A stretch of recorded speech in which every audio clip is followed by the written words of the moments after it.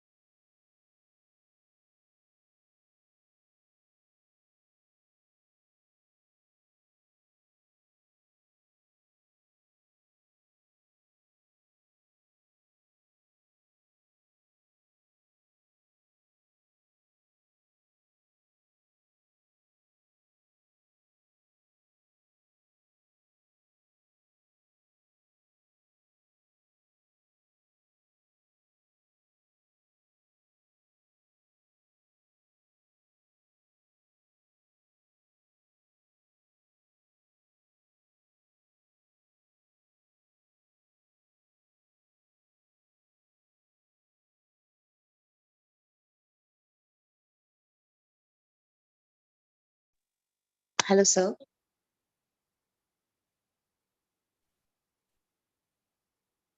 Yes. Sir, shall we begin, sir? Yeah, of course. Oh, thank you, sir.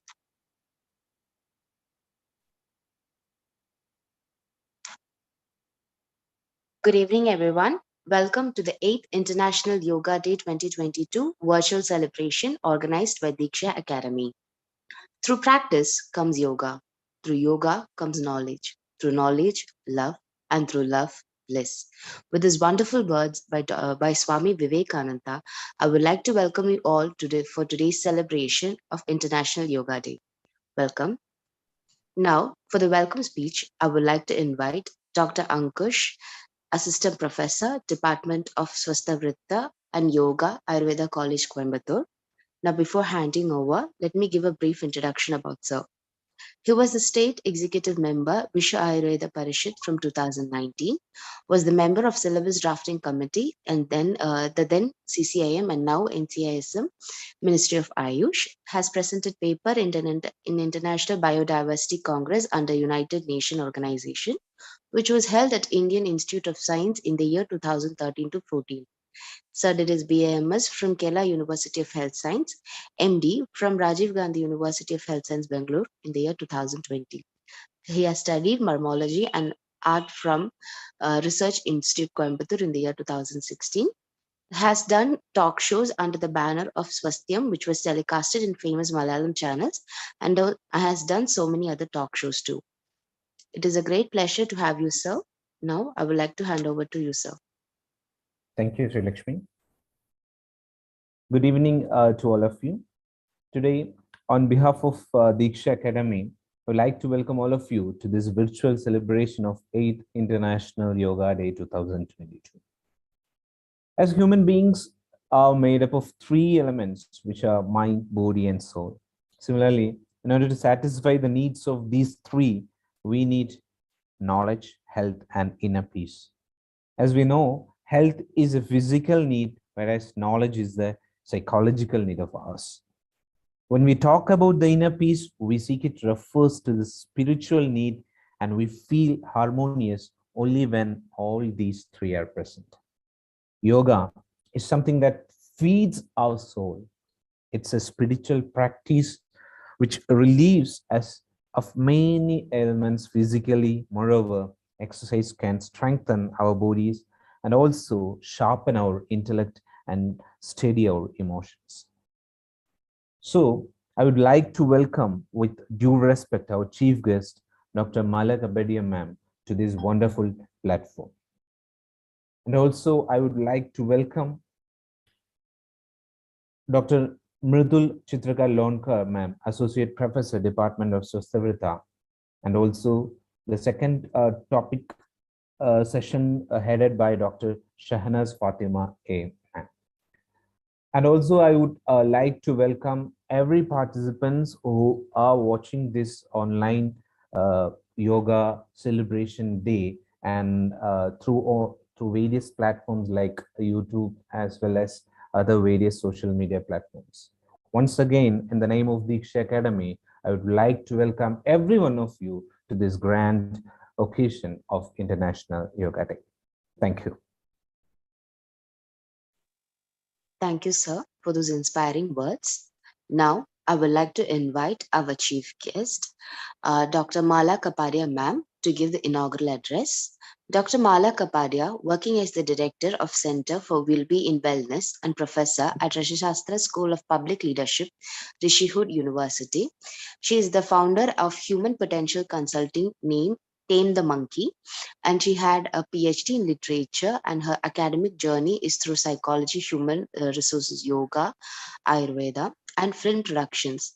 She's also very keen in research education journalism, human resources, and consulting. Her area of research is Indic wisdom for betterment of humanity. She is also the integrating wisdom of India with modern theories and research in the field of wellness and well-being education. Psychology through Ayurveda and yoga is an integral area of focus, and she's creating index curriculum for the integration into the mainstream courses. She's also gaining the certificates in Ayurveda Bhuta Vidya. She had participated in various national and international conferences and written many journals. She has also embraced sustainable lifestyle for years now and had been passionately involved with the Sustainable Living Initiative by Grama Ayurveda Healing Village, Coimbatore. It is very honorable to have you with us, ma'am. Now, over to you, ma'am. Dhanyavadaha. Namaskaram, everyone. It's a great pleasure to be here with all of you through the platform of DIKSHA E-Learning. Because DIKSHA is where I have attended few courses, the last one being Bhuta Vidya. And I come from the field of psychology, where unfortunately in India, we have only been teaching the Western curriculum. So when I heard Dr. Ankush's bio data, I'm very happy that at least here in India, the curriculum design is now taking a center stage, and we are paying more attention to curriculum design. This year, the theme for International Yoga Day, it's a 8th Yoga Day. I will not call it a yoga, I will call it a yoga day, right? Because Rama has become Rama and yoga has become yoga. And this year's theme is the yoga for humanity. And this is where my passionate work has been. Through the field of psychology, I left the field of psychology many years ago because it was all American, Western, and pathological. And then I started discovering Ayurveda. The field of Ayurveda, I would say, is unfortunately, if you have seen an iceberg, the way we are exploring Ayurveda is only the tip of the iceberg. Because otherwise, today's day ideally should have been the day for Ayurveda and yoga. Because Ayurveda precedes yoga. Without having a healthy body and mind, yoga will not lead us on our path of sadhana. Unfortunately, what we see today, that Ayurveda is reduced to Panchkarma centers, unfortunately, and yoga is reduced to Hatha Yoga practice. So today, since morning, I was watching a lot of programs briefly. Most of the programs were about asana and pranayama. You know what Patanjali says? Patanjali has given us the Ashtanga Yoga, where the foundation itself is of Yama and Niyama. So what we have done at the Rashtam School of Public Leadership, which is a part of Rishihood University, and the word Rishihood comes from Vivekananda's way of living. How do you train our youth? That we need to train our youth on the path of being Rishi, so that they are on the path of being Rishihood. And that's where we realize that Ayurveda and yoga have to be integrated. I'm sure once upon a time, they must have been one science. Unfortunately, what happens in our family, the one family, as it expands, its lineage is start making separate families, right? And we know that for very good families of Vaidyas, who were one family and then different groups of different lineages started appearing. The same I would say for yoga and Ayurveda. The yoga and Ayurveda were one. They both have been born out of compassion. What we are experiencing today for last almost 2.5 years, the pandemic, what Ayurveda calls the Janapadodvamsa. And I talk about this in many forums across the world. Recently, I was in Spain in a well-being summit. And when I told them that way back many, many years ago, the Rishis had Rishi Sammelan because humanity was suffering. And that's how the birth of Ayurveda came. So we only learn it as a part of curriculum. And maybe it is reduced to a 5-mark question in the curriculum. But if we start applying that knowledge, why did Ayurveda arrive on this planet? And where did it come from? The whole new field of knowledge would open up to us. Dr. Ankush very beautifully said that we need knowledge and health both together. So what we need today on the day of International Yoga Day is an awareness that Ayurveda and yoga both have arrived on this planet through the divine knowledge. It was the birth from divine knowledge on this planet because humanity was suffering.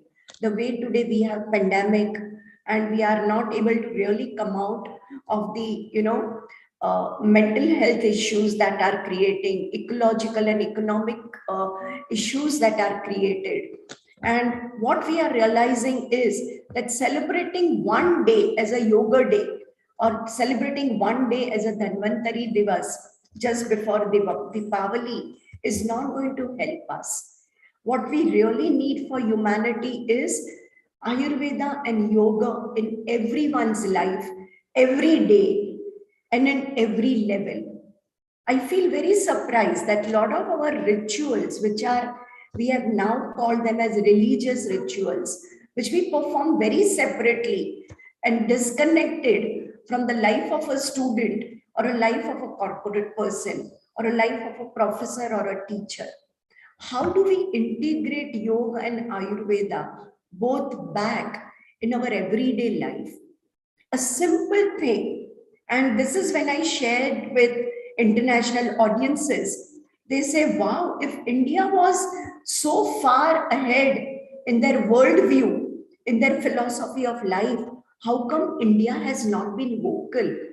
And this is what I think, that whoever today has been celebrating the day for yoga, we should learn to celebrate our own knowledge and celebrate by practicing it, so that other people, when they look at us, they say, oh, wow, India is now really a Vishwaguru.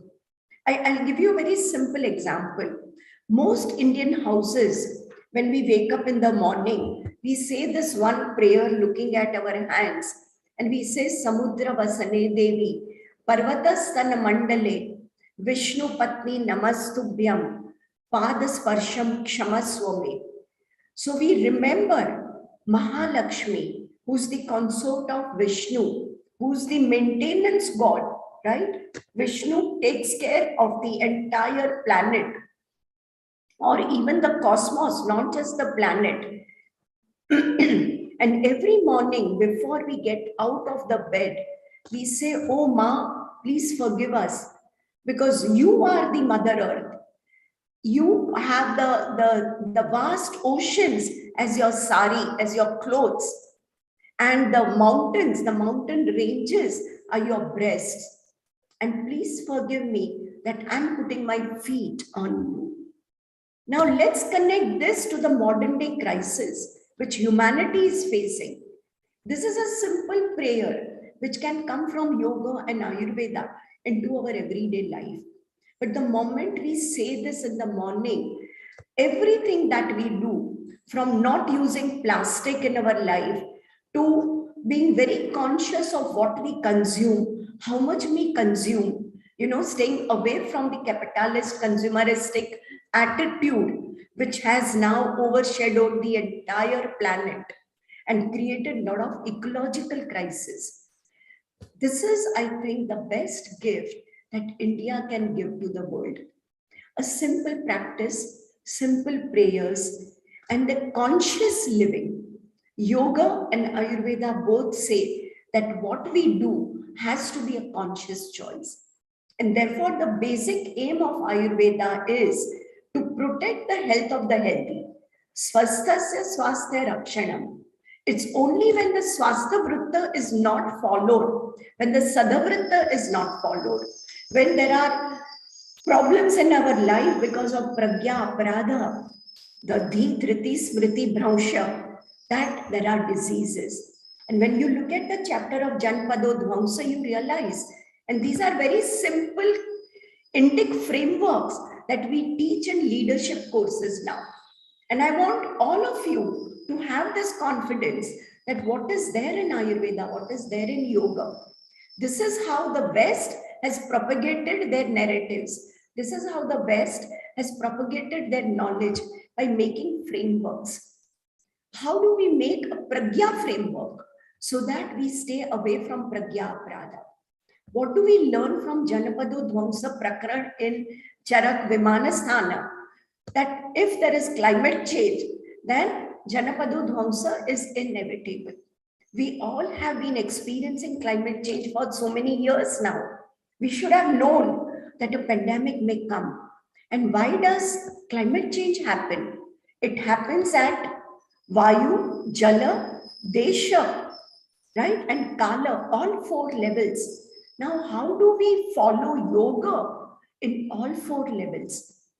If we have experienced pollution, air pollution, how do we experience yoga? So how do you stay away from air which is polluted so that the knowledge of yoga can spread? How do we keep our water pure without the RO? Because RO and filter have only created more diseases. And why does even the corruption or the pollution happen? Because of greed in human mind. And that's why Dr. Ankush very beautifully said that body, manas, and our chetana are the 3 integral part that makes us human. So if we want to really have yoga and Ayurveda for humanity and remove the suffering with which all of us are suffering at the moment, then integrating Ayurveda and yoga in every practice, following dinacharya, following ritucharya. And that is the biggest challenge now, because the ritus have got all mixed, right? In summer, you are experiencing winter, in winter, you are experiencing monsoon. So what kind of ritucharya will we follow? And this is where I think that it is time again for Rishi Sammelan, where all the Vaidyas should come together, deliberate how do we integrate yoga and Ayurveda in everyone's life. Let's take them out of Ayurveda colleges. Let's reach them to every school. Let us reach them to every corporate, every sector, all government offices, so that people are swastha. They are steady in their self. And when we are all steady in ourselves, the well-being of humanity will unfold automatically. Dhanyavada. With this, let's go ahead with the main session. Thank you, ma'am, for those inspiring words. It was really a pleasure listening to you. Today, we are glad to have Dr. Mritul ma'am and Dr. Shehnaz ma'am with us for enriching us with their knowledge in the perspective of therapeutic yoga in clinical practice. On behalf of Team Diksha and all the participants who are present here, we welcome both our guest speakers for the event. Now, without any further delay, let us move to today's first session. Today, we'll have the first session by Dr. Mridul Chitrakar Lonkar ma'am on the topic therapeutic approach to yoga. Now, before handing over, I would like to introduce ma'am to this platform.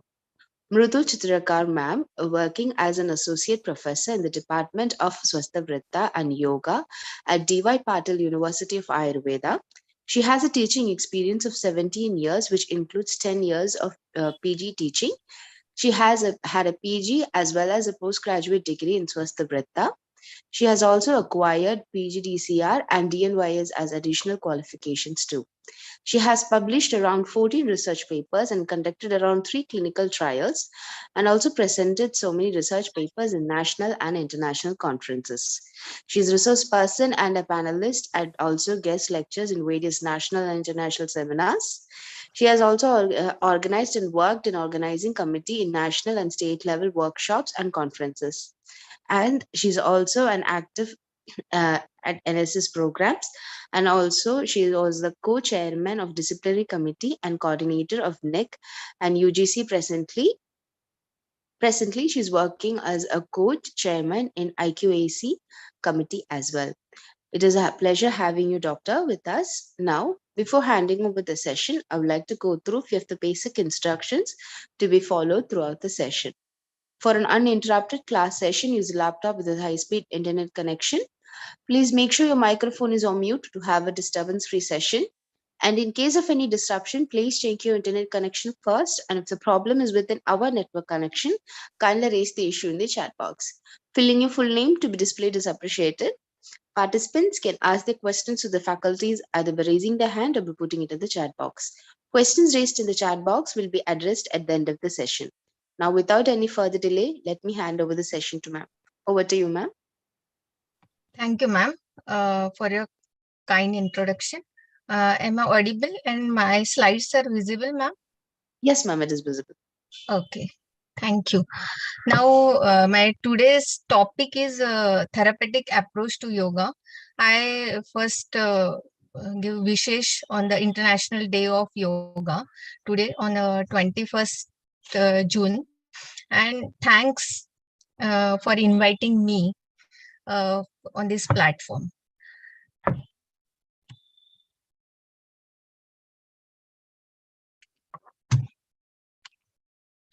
Now, when we say about the therapeutic yoga, first comes the health.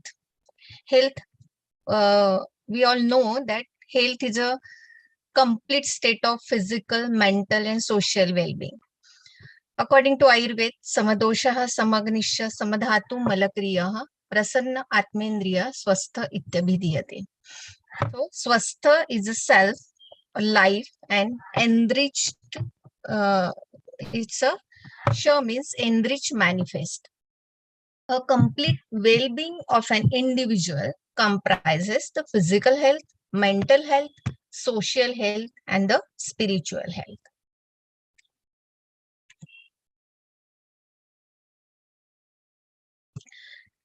Dimensions of health are emotional, intellectual, physical, social, and spiritual. When we say the emotional and the intellectual health, and when it will be disturbed, when the psychiatric and pathologic disorders are there, then when we say there is a physical body condition through the energy exchanges, and when it will be disturbed, when the disease or it may be a chronic or a acute diseases will happen. Social health, that is will relating to the others responsibility, and the behavioral disorders like the antisocial violent disturb the social health, and about the spiritual health destroy the harmony, risk, disease, and the ultimately the death. Just now, ma'am told that nowadays, whenever we told about the yoga is not all about the asana and pranayam. We must know the other aspects of yoga also. We will see one by one. When we consider the human body, it is from microscopic to macro or macro to micro. That systems, it is made up of organs by the tissue and tissues by the cell in the human body. Now, what is disease? Disease means without ease. We divide it into the illness and the sickness. Illness is a subjective awareness of not being well, and sickness is a social dysfunction. Means health is when we will achieve the health, there is no disease, illness, or the sickness. When the disease is there, that is physical, mental, objective, and functional impact, we can cure it or tackle it with the medicine. Then social environment impairment, there is a sickness, we will tackle it with the help of public health, awareness, and other things. And illness, it's a individual subjective impairment and care tackled with a nursing. Just now, ma'am told about the swasthya rakshanam. It's a very important nowadays. As per our lifestyle, we must first, prevention is better than cure. So, promotion of positive health by integration of Ayurveda and yoga therapy. Now, why yoga? Yoga is an empirical science which one has to experience personally, and it is a practical science. We called it as a self-discipline. Yoga is a self-discipline, and by practicing yoga, one can maintain his health and mental strength. Continue practice gives us long life. Continue practice is very important. One can be free from stress and strain by practice of yoga, and willpower will increases. We get mental satisfaction, and our life will become happy and the self-confident by means of yoga. Purpose of yoga, that is why the training in yoga for the personality growth, for the prevention of the diseases, as well as the productive efficiency. Means 360-degree growth and improvement will be there if you will practice the regular yoga practice. You will do the regular yoga practice. Now, first, whenever yoga comes, according to Patanjali Yoga Sutra, the definition is Yoga Shatarati Nirodha. That is, restrain the nirodha of chitta. That is the modifications of mind. The suppression of fluctuations of consciousness, and chitta denotes in its collective sense as being composed of three categories, that is mind, intelligence or reason, and the ego. Mind is a power of faculty of attention, selection, and the rejection. Yes, and intelligence or reason, that is buddhi, that is decisive state which determines the distinction between the things. Ego, that is ahankar, literally it means a I maker, and the state ascertains that I know. Vritti is derived from the, that is, the prajnaparad, that is dhi, dhruti, and smriti vibhransha. Karma yatkrute ashubham, prajnapradam तभी होता है. So, ego, ahankar, literally I maker, the state asserts that I know. The vritti is derived from the Sanskrit word vri, meaning turn to revolve, to roll on. It does means course of action, behavior, mode of being, condition, or a mental state. Now, Second, very important definition, or we can say yoga means, according to Bhagavad Gita, that is yoga karmasu kaushalam. Wisdom in work or skillful living amongst the activities, harmony and moderation. The skill in action is yoga. The word yoga means skill. Now, skill to live your life, skill to manage your mind, then skill to deal with your emotions, to be with people, to be in love and not let them love turn into the hatred, means the kaushalam. Now, types of yoga, when broadly we can say the physical, mental, emotional, intellectual, and spiritual basis, different yoga practices from the different, we can say the streams comes, that is physical practices, that is Hatha Yoga. For the mental, to achieve the mental health, Raja Yoga. Emotional, the Bhakti Yoga. To achieve the intellectual health, Jnana Yoga. And the spiritual basis, that is a Karma Yoga. Very important is a Ashtanga Yoga.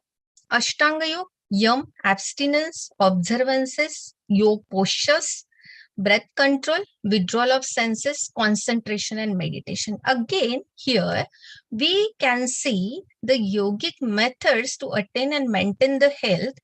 Again, in a to achieve the health in 360 degree, yam and niyam are the ethical practices of yoga. Yam is for the social ethics, or we can say social practices. Niyam are the personal ethics or personal practices. Asanas and pranayam are the physical practices. Pranayam and pratyahar are the mental practices of yoga. Then the sensorial practices are the dharana. Sensorial practices, pranayam, pratyahar, and spiritual practices are dharana and dhyan. And samadhi is a dharmarthaka mokshanam.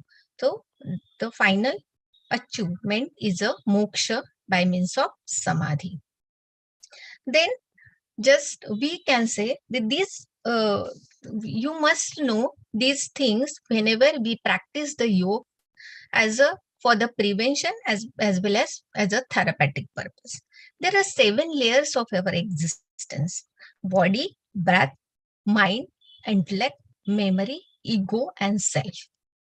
To work on the self, we should go one by one with the body, breath, mind. Body, yogasanas are there. Then breath, pranayam, practice of pranayam is essential. To mind, dhyan, dharana. For the intellect, again, meditation, memory, meditation, ego. So antaranga yoga and bahiranga yoga, you should practice all these things to achieve your goal. Then you must know about the panchakoshas, 5 sheets of human personality. That is annamaya kosh, that is a physical sheet. Pranamaya kosh, for the annamaya kosh, problems due to wrong postural habit and sedentary lifestyle, and rectified by the yogasanas.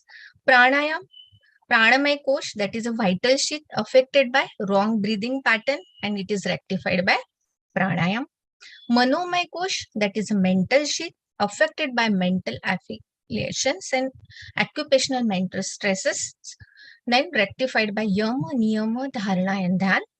Then Vijnanamaya kosh, that is intellectual sheet affected by workload and overstress, and it is rectified by pranava jap and the dhyan. And Anandamaya kosh, that is blissful sheet affected by the psychosomatic elements and rectified by abhyasa and vairagya, leading to samapatti state and latter samadhi. That is abhyasa vairagyabhyam tannirodha. Panchakosh, in a human personality, the sthula sharir, sukshma sharir, and the karana sharir. Whenever we see the koshas, here the Annamaya Kosh, Pranamaya Kosh and Manomaya Kosh, that is physical, mental and social well-being. We work here to achieve our physical, mental and social health, and Vijnanamaya Kosh and Anandamaya Kosh, it is for the spiritual well-being.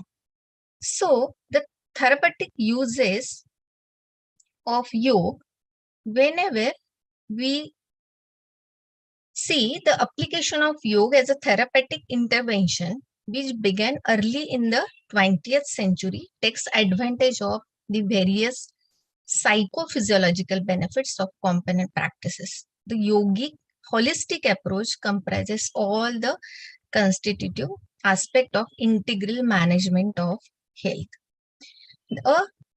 That is why the the healthy diet and healthy lifestyle, therapeutic uses of yoga, when we will say it, there should be with yoga the healthy diet and healthy lifestyle, then natural environment.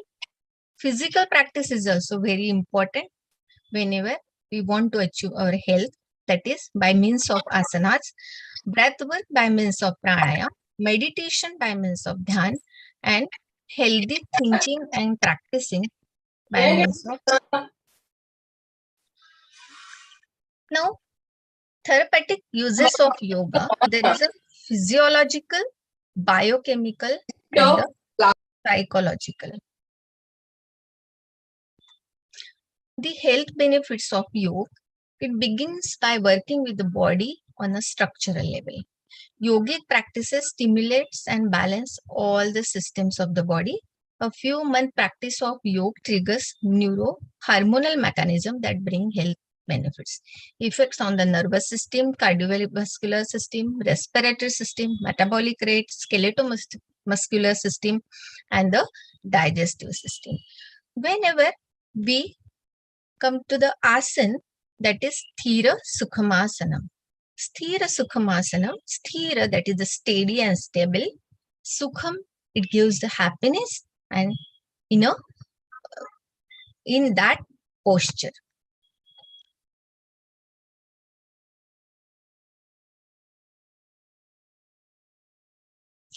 Now, second definition given in a Patanjali Yoga Sutra is Prayatna Shaithilya Ananta Samapatti Bhyam. That is the effort to relax the infinite cosmic, that is the absorption of the mind. Yogasan, its terms of asana is a ideal posture, comfortable posture, favorable posture, pleasant posture, and the stable posture. Now, whenever we think for the therapeutic yoga or therapeutic asana, it is recommended as per the condition of patient and the disease. Avoided in acute inflammatory and painful conditions. This is very important. Favorable condition, patient's cooperation. Start with a comfortable movement. This is very important whenever we start the yoga practice in a patient who never practice yoga. The patient's cooperation is very important. And first start with a comfortable movement. Measure the patient's bearing capacity. Give passive support to the patient if patient is not able to do the practice. Preliminary avayav and sharir sanchalan is very, very important. That is a sandhi chalan or the joint movement, that is loosening and stretching practices. Gradually increase step by step asanas, make patient capable actively for the asanas. Regular asana practice is required for the further improvement. The types of yogasana are meditative, relaxative, and preventive asana, we know. And these are the supine, prone, head down, sitting, and standing asanas. Why I have given this? Because utilities of asana in healthcare helpful for the natural functioning of the endocrine gland. With regular practice of yogasana, asana siddhi can be achieved. Stability can be achieved in life and lifestyle and lifestyle regular practice of yogasana makes a dramatic changes in sadhaka's life. That is asanjaya avastha. Yogasana is supportive for the complete health. Now, whenever we will see about the therapeutic asana, that it is found that it increases the vital capacity of the gland. Regular practice of yogasana, that is adrenal thyroid, on the effect on the adrenal thyroid, blood cortisol level will increase, urine cortisol level will decrease, pancreas, testes. Then metabolic changes happens, that is blood sugar decreases, serum protein, urine nitrogen, on the serum cholesterol, on the lipid level. So effect on the nervous system, brings stable autonomic nervous system equilibrium with tendency toward the parasympathetic nervous system dominance. In result in decreases in the normal range of heart rate, that is blood pressure and the respiratory rate. Improvement in gastro, GIT and the excretory function, and favors storage of the absorbed nutrients. Then the electric dermal response. It is found that effect on the nervous system is EEG predominance of alpha waves, theta, delta and beta waves also increases. This indicates a more relaxed state of mind and the result. Sensory attenuation, that is minimal sensory input, concentration and that is less distraction, better concentration and pain decreases. Then motor attenuation, that is minimal motor input, that is comfortable posture. Higher function of nervous system improvement in a higher intellectual activities, that is emotional effect, motivation, behavior, learning efficiency, then personality, memory, moral, social sense, etc. This is the effect on the nervous system. Now, whenever physical health is important, but the mental health is more very important. As of now, we can say the each are correlate with each other. The role of yoga, that is distress yourself to get relief from the de-stress with the help of distress. Now here the stress, that is the sympathetic overdrive, that is fight and flight. With the help of yoga, pranayama and dhyan, the sympathetic activity and the parasympathetic dominance helps the body to relax and quiet down with the reduced respiratory rate, heart rate, decrease the blood pressure and increase the HRV. Decrease firing of locus, decrease the CRF, release, decrease the cortisol. This is the effect on the stress of with the help of pranayama and the dhyan. Stress is a part of our life. Does it matter? In fact, the burden due to stress related illness is quite concerning. Those involves, these are all the diseases which are related to the stress.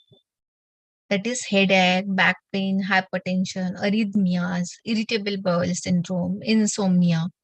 Then anxiety, skin problems, fatigue, obesity, migraine, diabetes, hyperlipidemia.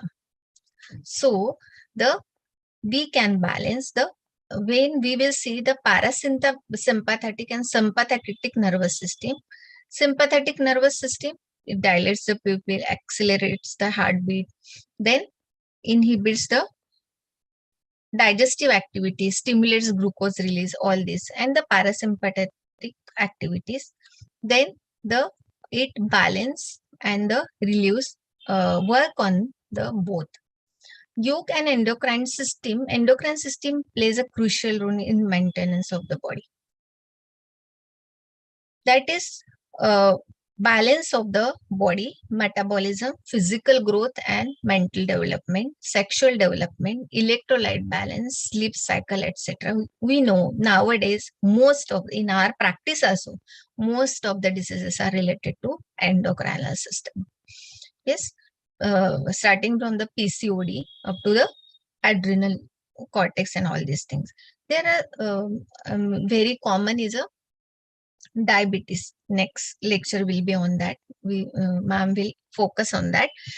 There are some specific hormones that greatly affect human emotions, which include estrogen, progesterone, testosterone, then again the oxytocin and other hormones. How does yoga affect the endocrine system? Specific yoga practices that can influence the chakras and the endocrine glands. Just now we have seen about the panchakoshas. Then about the we see about the shat chakras also. The Shirsasana stimulates the Sahasrara chakra and the pineal gland by moving the flow of blood to those areas and stabilizing the hormonal fluctuations. Meditation technique stimulates the Ajna chakra and the pituitary gland.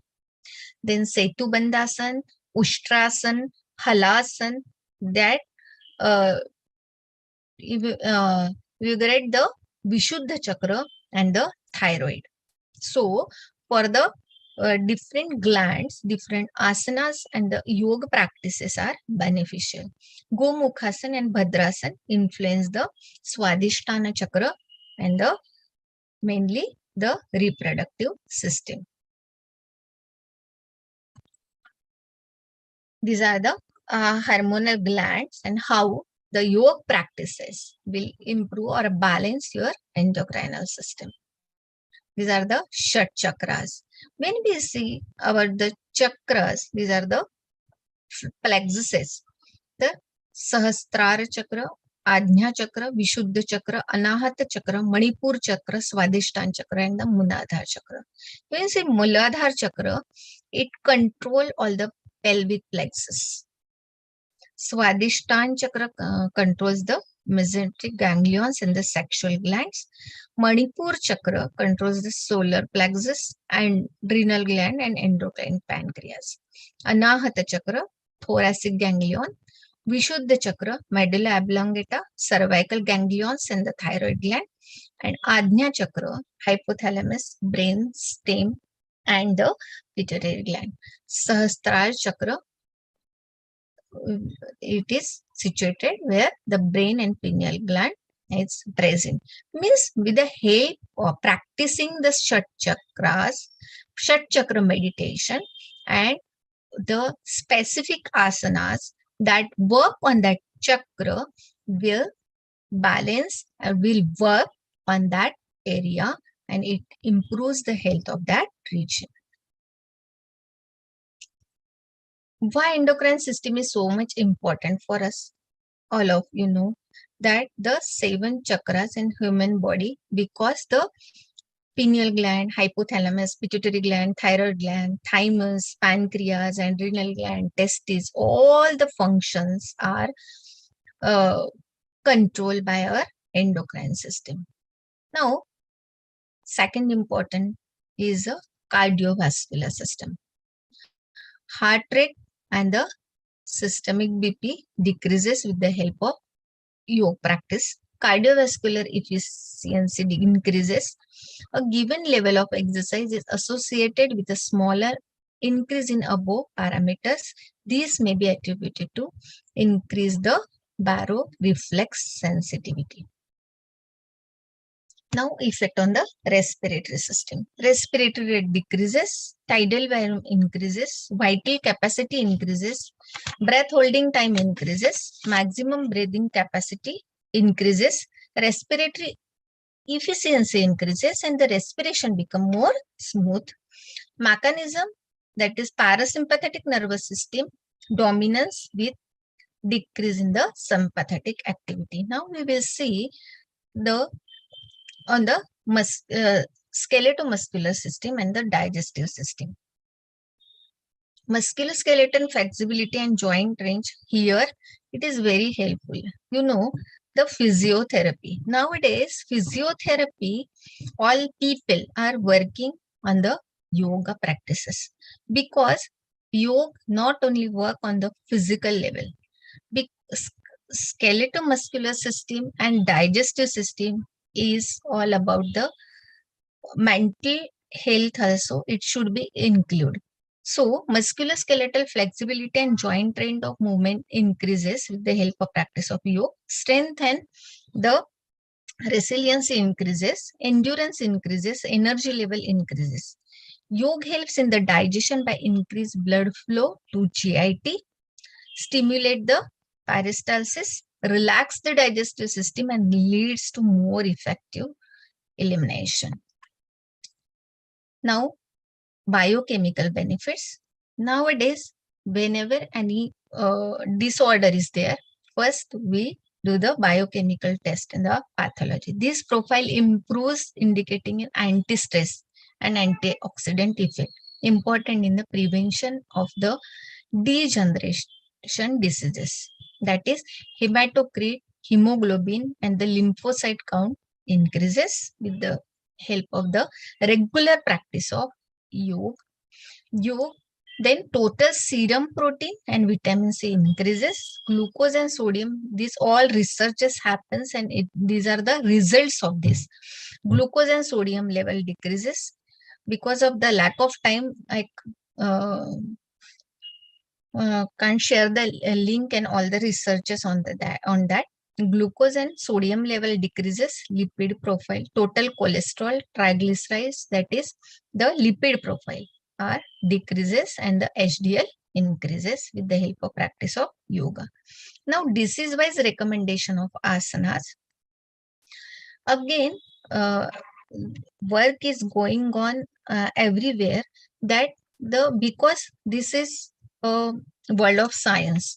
So scientifically, in their language only, we should say that which asana, which yoga practice will effect on which system or in which disease. So when we say the hypertension, the sharir, which asana or the which protocol, whenever we give the diet to the patient or physiotherapist diet, which therapy should be given to the patient, whenever patient comes to you or in the hospital, or any yoga teacher is giving yogasan or other practices to the patient, you must know in which disease, which asanas and which yoga practices should be given.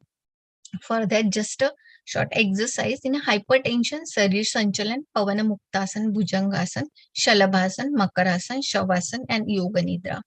Again, like Ayurveda yoga, in yoga also, there is a individualized approach. According to Prakriti, according to individual, according to age, according to the desh, all these practices may change. Hypotension, Surya Namaskar and Tadasana helps a lot.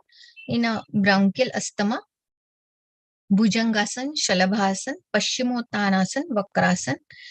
Then Trikonasana, Halasan, Chakrasan, Matsyasan, Dhanurasan. These asanas practices are beneficial. But again, these are only the asana. First, Sharir Sanchalan is very important. After that, asana. After that, the pranayam practices and the meditation practices.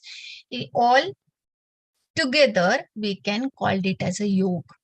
Otherwise, it will be only a asanas. And when it will be yogasan, when your mind and breath is with your asana, that we called it as a yogasan. Now, diabetic mellitus, ma'am will tell about this. Then rheumatism and the osteoarthritis. There is a Sharir Sanchalan, Halasan, Brahma Mudra. Mudra and other practices are also very important. Bandha and Mudra. In a Gheran Sanhita, in a Hatyok Pradipika, it is explained very well. And in endocrinal disorders also, Bandha and Mudra practices helps a lot. Then Bhujangasan, Shalabhasan, Chakrasan in a rheumatoid and the osteoarthritis diseases, because it improves it gives strength to the muscle, it improves the circulation as well as decreases the inflammation in these diseases. GI tract diseases, Padmasan, mainly the Vajrasan also helps a lot. Siddhasan, Vajrasan, Pavanamuktasan. These are all the recommended asanas in the diseases. Then disease-wise recommendation of asanas, vertebral spine deformity. Then system-wise asanas also there. That is in the respiratory system, to improve the respiratory system or respiratory system related disorders are there. We can recommend it few asanas according to the strotasas. That is respiratory and digestive system, lymphatic system, circulatory system, muscular system, nervous system. Shirsasana and Surya Namaskar helps a lot.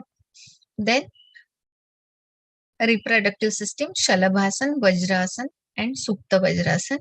We can, in my practice, nowadays PCOD problem is very common from the menarche only. So only asana practice, we can improve all these things with the help of only yogasana and other practices of yoga. Then excretory system. Now pranayam. Pranayam tasmin sati shvasa prashvasa gatir vicheda pranayam. Pranayam is nothing but there is a control on the prana. That is control on the prana. What is this? That a normal breathing is going on.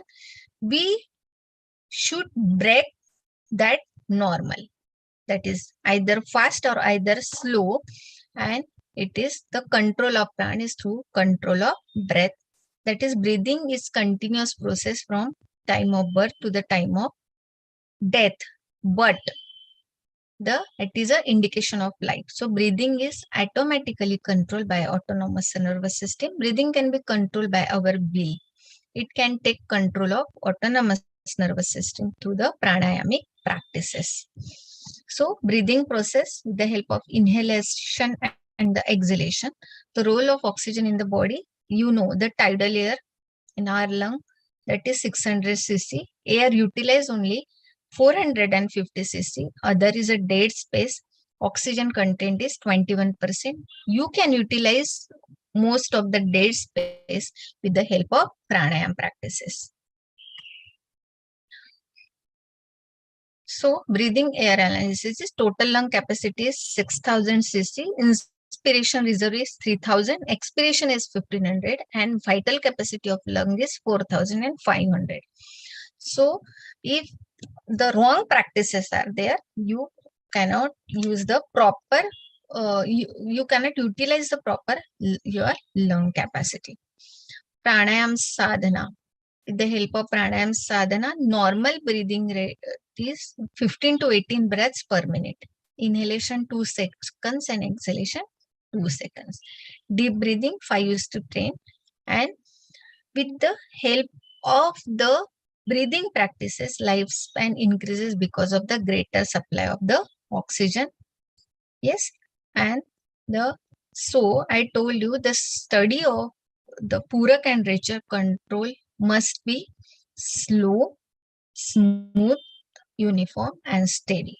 Whenever you practice the pranayam, your breathing should be slow, smooth, uniform, and steady, and it is very, very important. Now, how pranayam work in a therapeutic yoga? While performing pranayam as an individual breath in the air, in a deep manner, the breath of air induces the upper respiratory system and satisfies the lung with clean air. As the clean air is retained in the lung, it helps to raise the bodily temperature and helps the body to increase the assimilation of oxygen. During the process of exhaling the air, the diaphragm returns to the normal position and the exhaled air that contains harmful impurities is removed as a intercostal muscle contracts.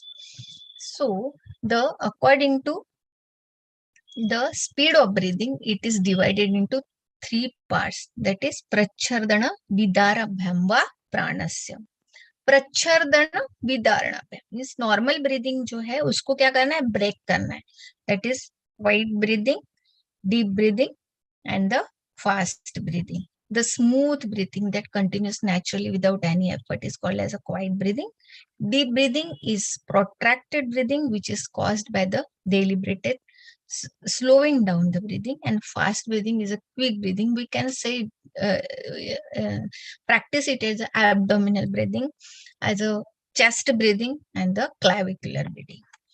Yes, so these are the types of breathing, like Anulom Vilom Pranayam, Ujjayi Pranayam, that is ocean breath, Bhastrika Pranayam, these are the bellows breath, long and deep diaphragmatic breathing. Then Kumbhaka Pranayam, that is breath retention, and Viloma, the air is inhale and exhale with the pauses. Udgita Pranayam, that is chanting pranayam, we called it as a Omkar. Then again, Prachardana Vidaranabhyam, that is Kapalbhati, Shitkari, all the types are given, and according to the these practices, you should give these practices.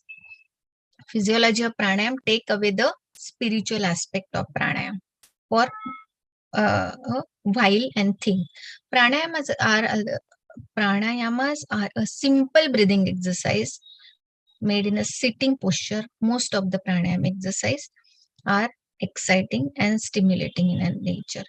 Effect on the vata dosha, the pitta dosha, and the kapha dosha. Vata dosha, since it evolves the breathing, all the pranayam increases the vata in a general. Breathing itself is a vata activity, but because it involves sitting and there are concept of mind control, vata is not elevated to an extent that it causes the diseases. Whenever we say about the pitta dosha, the certain type of pranayama which generate heat or stimulate pingala nadi tend to increase the pitta, and those that are coolant like shitali and sitkari that initiate the pitta. Means whenever we say in a therapeutic yoga for the vata disorder, for the pitta disorder, and for the kapha disorder, pranayam you can advise uh, according to the pranayam. Sitting in a whenever we say about the kapha doshas, the sitting is an inactive pose of body, hence sitting for long increases the kapha. Hence pranayam does gently increases the kapha, but it being mentally very active exercise and breathing going on a rhythmic manner. So the pranayam does tridosha balancing act in a general with little variations in the uh, different poses or different types.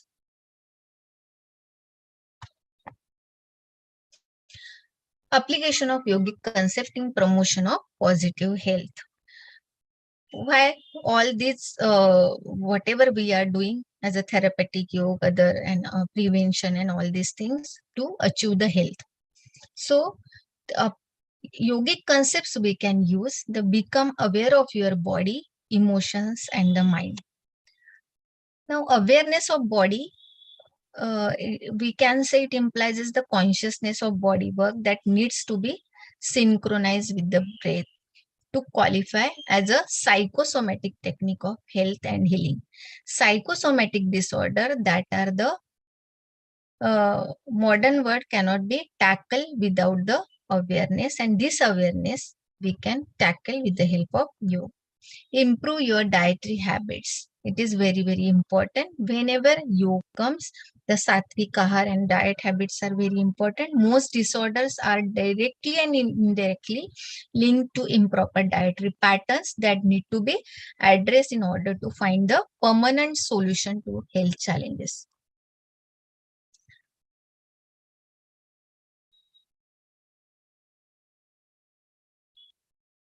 Then calm down your mind and focus it inwardly. How? Then calm down your mind. It is very important with the help of mental manah prashamana upaya.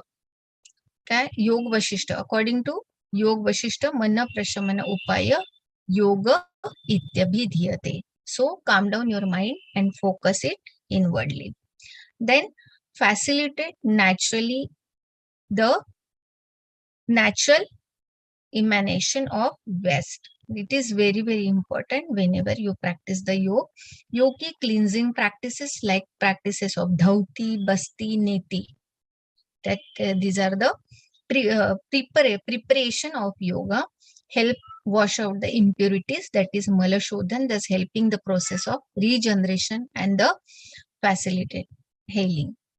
Take responsibility for your own health. It is very, very important.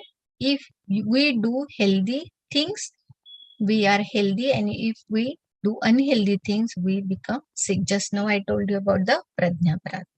So application yogic concept in promotion of positive health. Yoga is personalized practice, and as such frequency and duration are personal question with individuals answer. Practice should be happen with wisdom and should be modified to meet individual need and goal. It's a individualized approach. The more difficult yoga is for someone in the beginning, and more their body needs it. So how yoga works? The last slide we can say, for the asan, pranayam and dhyan kriyas, all these kriyas balance the endocrinal and nervous control, increases mind body control. With the by means of the mind and body control, we become calm, relax and refresh, and we will get health, happiness and harmony with the help of yoga. Like this, yoga is very, very important as a therapeutic. We have seen due to the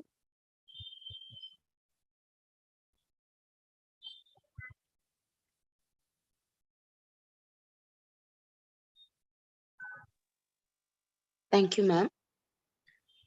1 minute, I will stop the share screen. Yes, ma'am.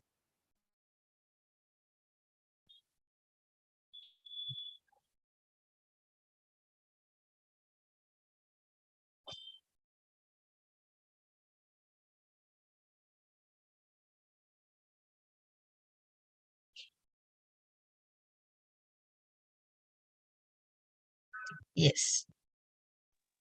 Thank you, ma'am, for an amazing session. And now the session is open for discussion. I request the participants to post their question in the chat box.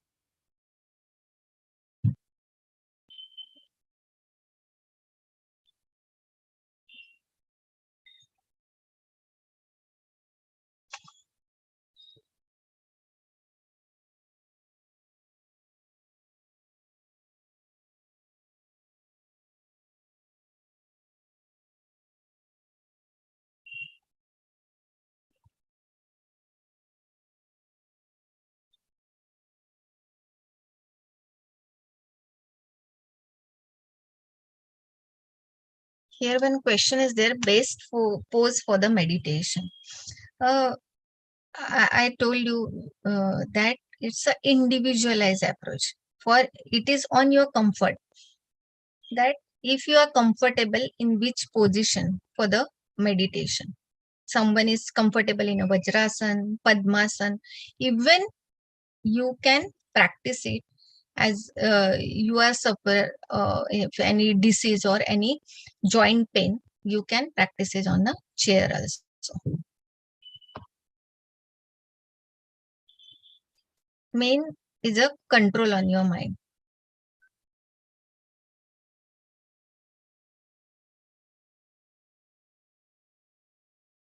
Where can we go deeper in this yoga therapy? It's a very vast subject. It's a area of research, we can say. We can go deeper in yoga therapy. You can practice on pranayam, only you can practice on the yogasan, but you must know all the aspects of yoga. That is about the Ashtanga yoga, about the Shat Chakras, about the Panchakoshas, about the Shuddhi Kriyas. You must know all these things. And dependent on the patient, dependent on the individual, you think on that and you practice accordingly. Yogasan for low back pain. Yes, yogasan for best asan for the low back pain. We can say the uh, asanas on the in a prone position, that is bhujangasan. Bhujangasan, we can practice Bhujangasan, Sarpasan in 3 ways. First is just raise your head according to your pain. Then raise your both the shoulders and chest. Then slightly raise your up to the your lumbar region. Second, very good asan is a Shalabhasan, we can say. And third is a practice of some loosening and the Dhanurasan. So Dhanurasan in a after stage, if there is a back pain because of the muscular, only muscular pain, then Bhujangasan, Shalabhasan and the Dhanurasan helps a lot.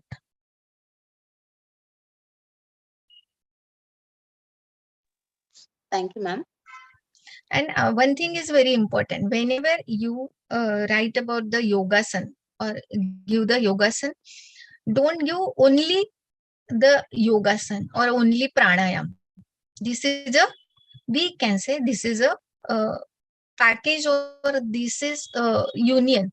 That is, you should give the other sandhi, sanchalan, asan, pranayam and meditation. All these 4 things in a 20 minutes, in 30 minutes, on in for the for 15, for 20, for 30 minutes, for 45 minutes. You decide accordingly and write down it and practice it, or give the like medicine. You should write according to this only.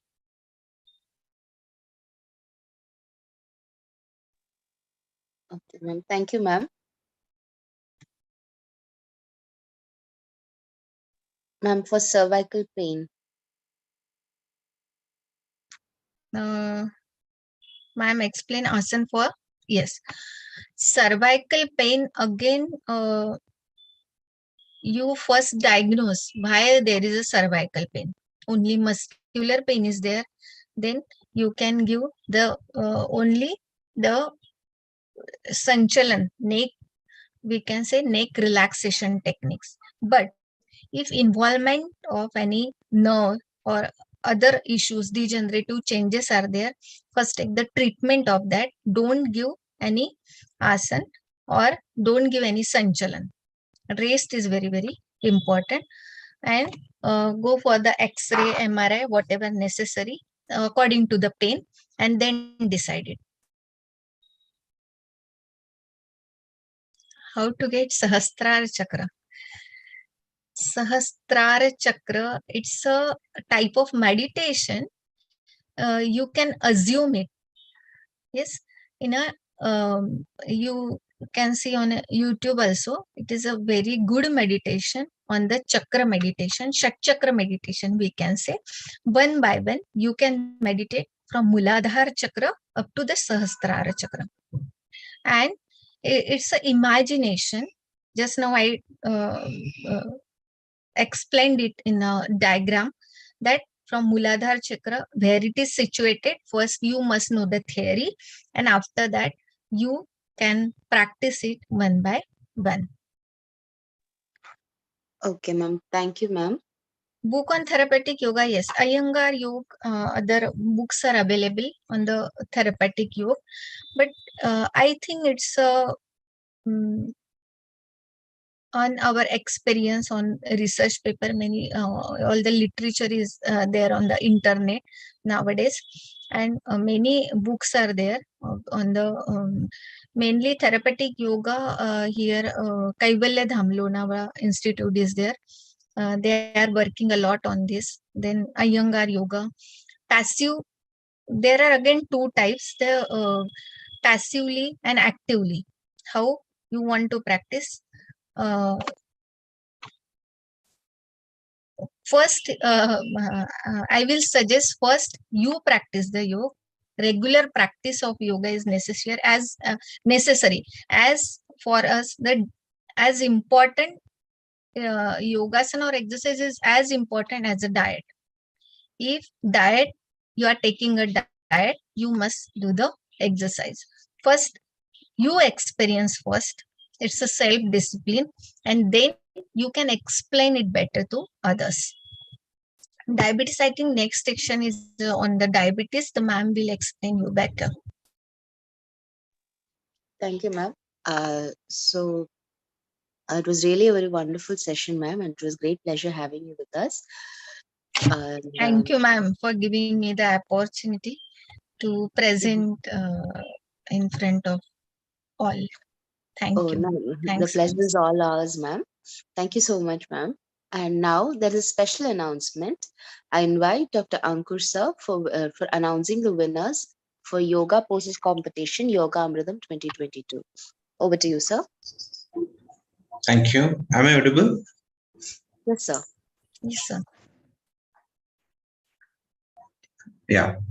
So we have conducted one competition. So the first prize goes to Dr. Bharat GR from SDM Institute of Ayurveda and Hospital, Bangalore, Karnataka.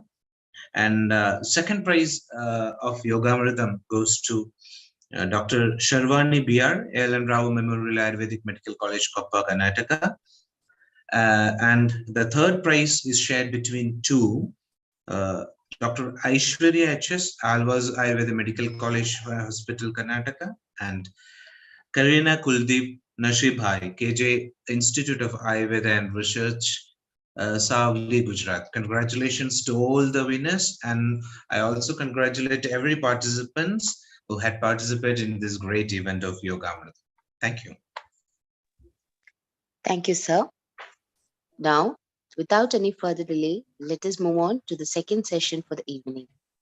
For that, I would like to invite Dr. Shahnaz Fatima A. Ma'am, Ayurvedic physician, lifestyle and yoga consultant, Trivandrum, Kerala. Now, before handing over the session, I would like to give a brief introduction about ma'am. Dr. Shahnaz Fatima did her schooling from Kendriya Vidyalaya and BAMS from Government Ayurveda College, Tripunithara. And she is a postgraduate in Sustavritam from Kottakkal Vaidyaratna P.S. Warrior Ayurveda Medical College. She has also won the first prize in national level Best Teacher competition and also in various national and international seminars. She has done many papers, presentation in various conferences nationally and internationally, and had a peer-reviewed article entitled Effect of Integrated Yoga and Ayurveda Rasayana and Cognitive Function in Elderly in JAIM Journal Club. She also presented a paper on public health and also exploring the effects of yoga in cancer patients too. She is very keen in health education and dietetics as well as lifestyle education and also in Ayurveda psychotherapy, and has very much expertise in the field of geriatrics too. She has also done so many career enhancement programs throughout the year. She has also attended a number of seminars as well as conducted so many camps. Her interest in preventive oncology in Ayurveda yoga and meditation in lifestyle disorders geriatrics, basic concept of Ayurveda including tackling social issues like stigma is to be noted specially. I would like to welcome ma'am to the platform to discuss on the topic therapeutic yoga for cardiovascular diseases. Over to you, ma'am. Thank you for your kind introduction. Good evening, everyone. I'm Dr. Shahnaz. I'm a lifestyle yoga and research consultant in Trivandrum, Kerala. First of all, I would like to thank Dr. Anupama ma'am and the coordinators of DIKSHA to provide me this opportunity to present. And happy International Yoga Day to everyone. Let me share my screen.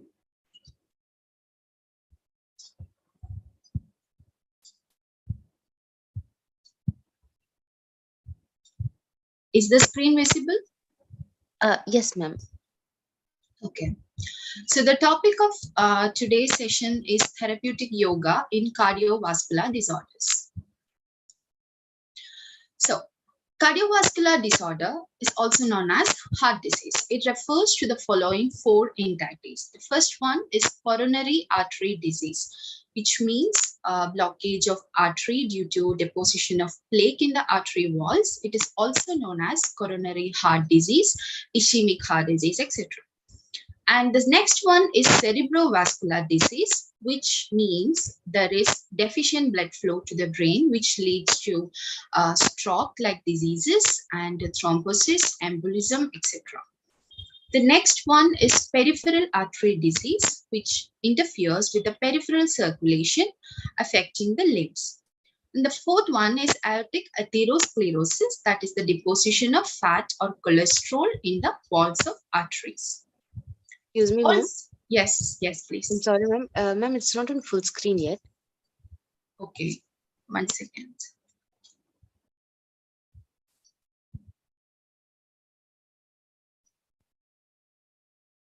Is it okay now? No, ma'am, it's still in normal view. Can you put it in slide share view? Yes, I had put it in slide share.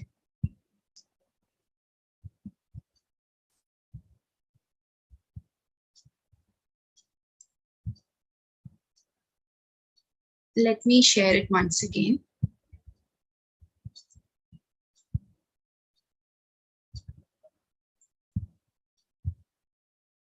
Is it okay now? Yes, ma'am, it is fine now, ma'am. Okay. So apart from these four diseases, there are other types of heart diseases such as valve disease, which includes valve stenosis, the improper movement of valve or blockage of valve. And the next one is aneurysm, which causes ballooning of the artery walls. And the next is arrhythmia, which means disorganized electrical signals in the heart, which leads to improper heartbeats. Next is cardiomyopathy, which affects the muscles of the heart and due to the thickening of myocardium. Next is pericarditis, which means inflammation of pericardium and also heart failure. So these are basically the diseases which come into the group of cardiovascular diseases. Now looking onto the burden of disease, cardiovascular diseases are the #1 cause of death globally. And in India, it accounts to 31% of annual deaths. So when we take the cases in the past 2 decades, we can see the cases has risen from 2.26 million to 4.77 million. And when we see the prevalence rates in India, in rural population, it has increased from 1.6% to 7.4%. And in urban population, it has increased from 1 to 13.2%. And the state which is having the highest prevalence of coronary artery disease risk factors in India is Kerala. So this is the picture of the disease, the burden of the cardiovascular disease in our area. So this shows the importance of management and tackling the disease very promptly. Some other facts that we can see is the incidence is higher in men when compared to women. And as you know, it is a major non-communicable disease. It also causes substantial socio-economic burden worldwide. Now, let's move on to the risk factors of heart disease. What do you mean by risk factor? Risk factor is some conditions that causes a risk of developing the disease. So there are basically two types of risk factors. The one is non-modifiable risk factors, which means we cannot take any measures to change these risk factors. It is inevitable. And the next is modifiable risk factors, which we can take some measures to change the risk factors and hence prevent the disease.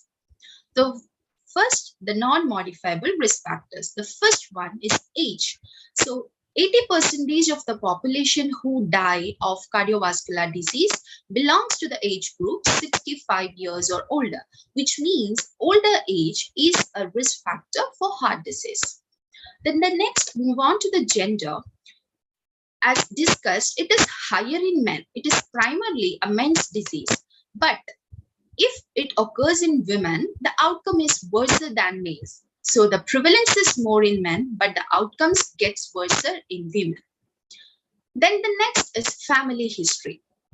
So if you have a relative of heart disease who died of heart disease, for example, after 65 years or older, it may not cause any family history issues because it may be predominantly due to their higher age.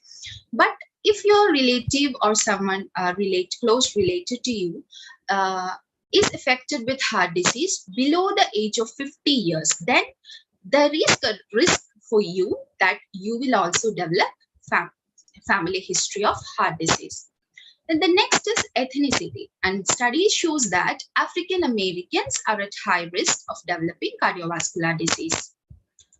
Now the next one is modifiable risk factors. Now I want to emphasize a fact here that the management of yoga works in this mostly. That is, these are the risk factors in which we can take measures to change them.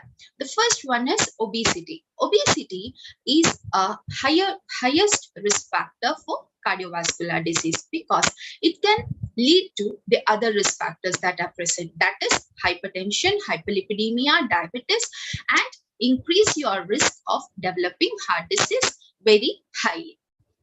Next is lack of physical activity. Even if you don't have any other risk factors in your life, but you are not doing any physical activity, then it can be a prompt risk factor for cardiovascular disease. Then the next one is hypertension. Hypertension means high blood pressure. So here we need to emphasize on the fact that systolic blood pressure is more important than diastolic blood pressure. So the normal blood pressure is 120 per MT, 80 millimeter of mercury. But here, if you see that if your systolic blood pressure is between the range of 120 to 140 and your diastolic blood pressure is between the range of 80 to 90, then you are in pre-hypertensive stage. That is, you have the risk of developing hypertension and hence by developing the risk of heart disease. So at that point, you can start measures to prevent these risk factors. Then the next is smoking. It is said that smoking can can double the risk of developing cardiovascular disease. And also, if you are a non-smoker, but you have someone near to you leading smoking, that is, which is known as second-hand smoking, this also can increase the risk of developing heart disease. So there is a note to smokers that you are not only risking your lives, but also others. Then the next is hyperlipidemia. Hyperlipidemia means high cholesterol levels in the blood. So if you see the lipid profile, there are many types of cholesterol like low density lipoprotein, high density lipoprotein like that, triglycerides, total cholesterol like that. We can see many values. So in the low density lipoprotein, this is the worst cholesterol. This is known as bad cholesterol. This can increase the risk of developing heart disease. So you please make sure that you maintain your LDL levels below 100 milligram per deciliter. So, and if you are at high risk, if you are having any of the risk factors that is present here or any non-modifiable risk factors, then you should be sure that you maintain your LDL level below 60 milligram, below 70 or 60 milligram per deciliter. And also, if you had a history of heart disease attack, then also you need to be very careful. Then the good cholesterol, that is the HDL cholesterol, it is excellent if you can maintain the HDL cholesterol in greater than 60 level. Then we come to diabetes mellitus. Diabetes mellitus is also having higher risk in developing heart disease. So these are the modifiable risk factors.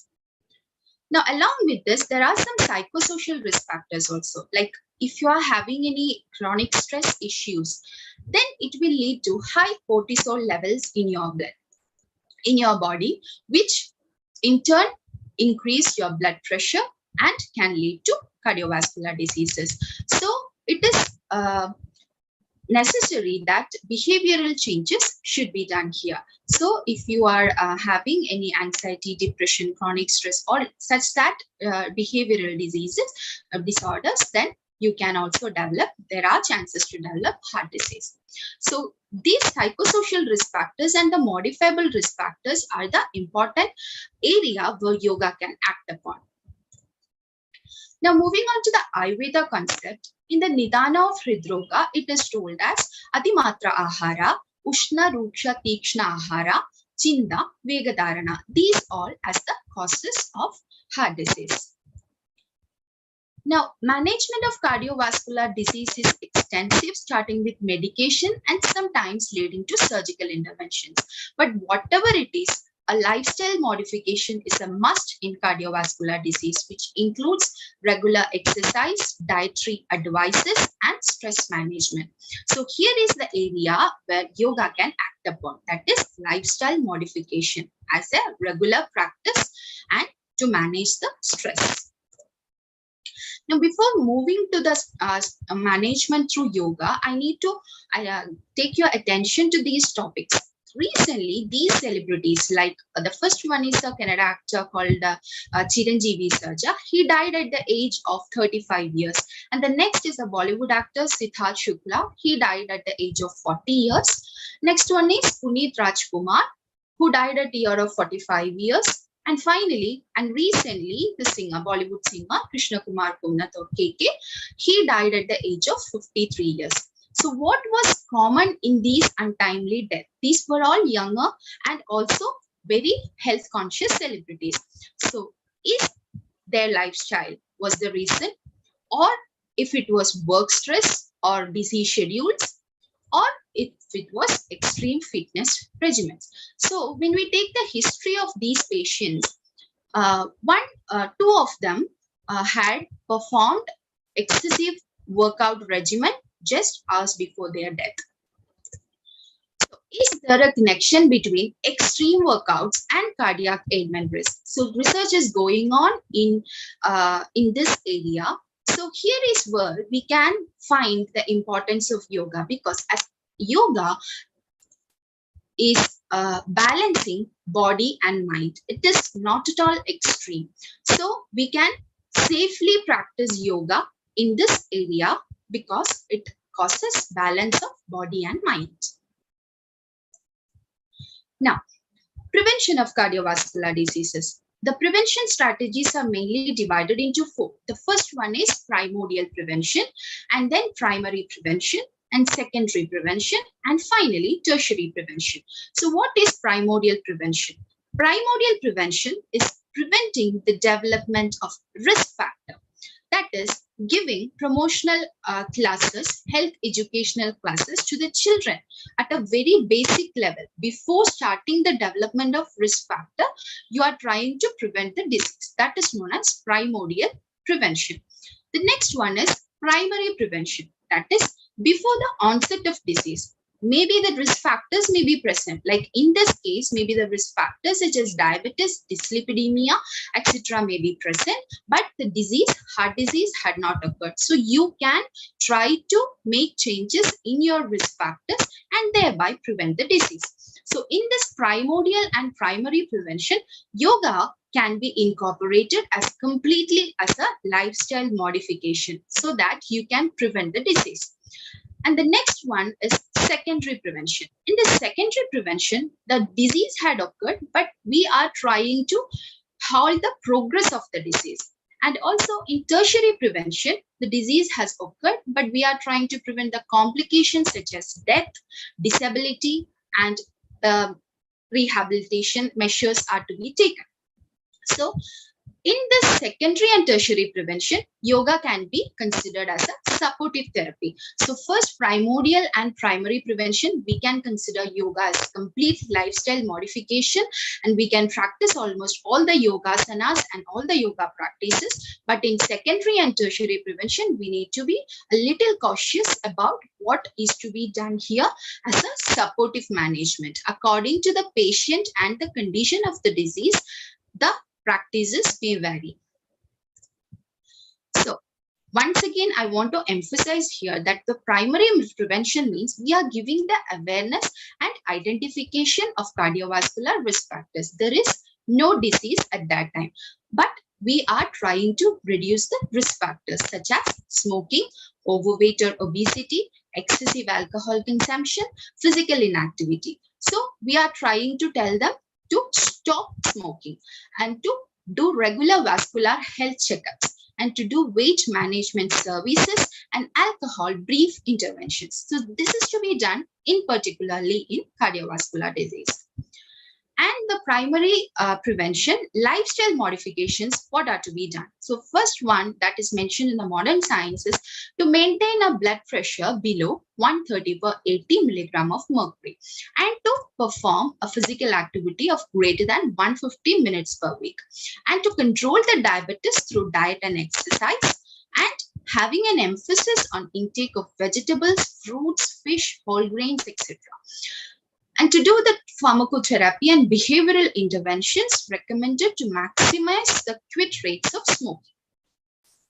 Now, moving on to the secondary prevention of cardiovascular disease, it is that after diagnosing the cardiovascular disease, but to prevent a serious cardiovascular disease episode. So you are having the risk factors and it may lead to a serious cardiovascular disease episode. So in this case, you have to dispense the prescribed medications, lifestyle advices are given, new medicine services are given, medicine use reviews are taken. Also, behavioral managements like smoking cessation, alcohol brief interventions are also given. And finally, the tertiary prevention of cardiovascular disease, you have to prevent a second cardiovascular disease episode or to prevent premature death or to reduce the complication. So here the disease has already occurred, but you have to prevent a second episode or premature death. For that also, you need to follow these advices like medications and all. In this case, yoga can be taken as a supportive therapy. Now, management through yoga. What are the goals of yoga therapy? The first one is to provide counseling to the patients, to develop awareness and insight about the disease, and to implement asana, pranayama, relaxation practices that are mentioned in the Yoga Shastra. So thereby achieving the goal of reduction of body mass index, weight circumference, systolic and diastolic blood pressure, dyslipidemia, inflammation and endothelial dysfunction. Now, the management of yoga in cardiovascular disease is using the theory of Panchakosha. Mritul ma'am had explained very clearly about the Panchakosha theory, so I'm just briefing it about. The first layer of kosha or the personality that is mentioned is Annamaya kosha. It is the physically perceivable layer which is formed as a result of an essence of food. So the physical perceivable layer that we can see is the Annamaya kosha. It includes cells, tissues, organs, body systems, etc. The next level is the Pranamaya kosha or the energetic field. This helps in our functions like breathing, these palpitations, etc. All this happens in Pranamaya kosha. All our activities like eating, talking, everything is controlled by this Pranamaya kosha. And the next one is Manomaya kosha, which includes our thoughts and processes. So the emotions that we feel, the likes, the dislikes, the fears, the anxiety, etc. Everything comes under this Manomaya kosha. And the next one is Vijnanamaya kosha. Vijnanamaya kosha is a higher intellect, a discriminating power, like what is to be done, what should not be done, like what need to be decided in what case, like for example, in this cardiovascular disease, if you are having a higher intellect that smoking can lead to cardiovascular diseases, then you can discriminate through that. Like if I smoke, I'll develop all these diseases. So I need to stop smoking. That discrimination is done through your higher wisdom, that is Vijnanamaya kosha. That is your inner conscience or your inner values or belief systems. Basically, your attitude and your personality. And the fifth one is Anandamaya kosha. That is the spiritual layer, which leads to unite yourself with nature. That is the bliss that you won't expect anything inwards, like you are happy with whatever you are having and you are content with what experiences you are having and what type of body you are having. You're not concerned about all these things. You're very happy in your lifestyle. That is decided by this Anantamaya Kosha. So, how the pathogenesis of cardiovascular disease can be explained with the theory of Panchakoshas. The seeds of the disease are getting sprouted in the Vijnanamaya Kosha. As I told, we get the knowledge that we need to quit smoking, or we should not eat unhealthy diet, or we should not put on weight more. But we are ignoring that. So this ignorance is the seed of the disease which gets sprouted at Vijnanamaya Kosha. And then it percolates into Manomaya Kosha, leading to negative thoughts and stress. And then it causes an imbalance in Pranamaya Kosha. This leads to the function. That's when you develop breathing difficulties, palpitations, dyspnea, exertion, etc. associated with the cardiovascular disease. And finally, it manifests physically, like in Annamaya Kosha, like the heart beating is affected, or the fat deposits in your artery walls, and like that. When the organ gets affected, that is when we can say that the Annamaya Kosha has got affected. So the management should also go through with this concept. The first concept is when Annamaya Kosha level is affected, what to do. So what are the effects that we can see when Annamaya Kosha level is affected? The first one is the organ gets affected. Your heart is damaged. That is the first thing. Then the next is degenerative changes. That is the accumulation of fat, cholesterol, plaques in your artery walls and all, and weakness of heart muscles. All that can be considered as the degenerative changes.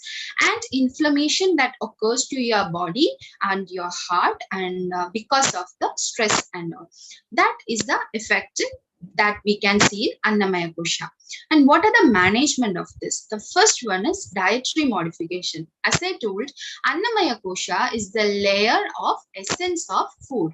So we need to correct the food. That means we need to first correct our food to correct the Annamaya Kosha level imbalance. So the first thing that we should do is dietary modifications. Then the next is Shuddhi Kriya. Shuddhi Kriya is the cleansing practices which are similar to the Panchakarma practices that are said in Ayurveda.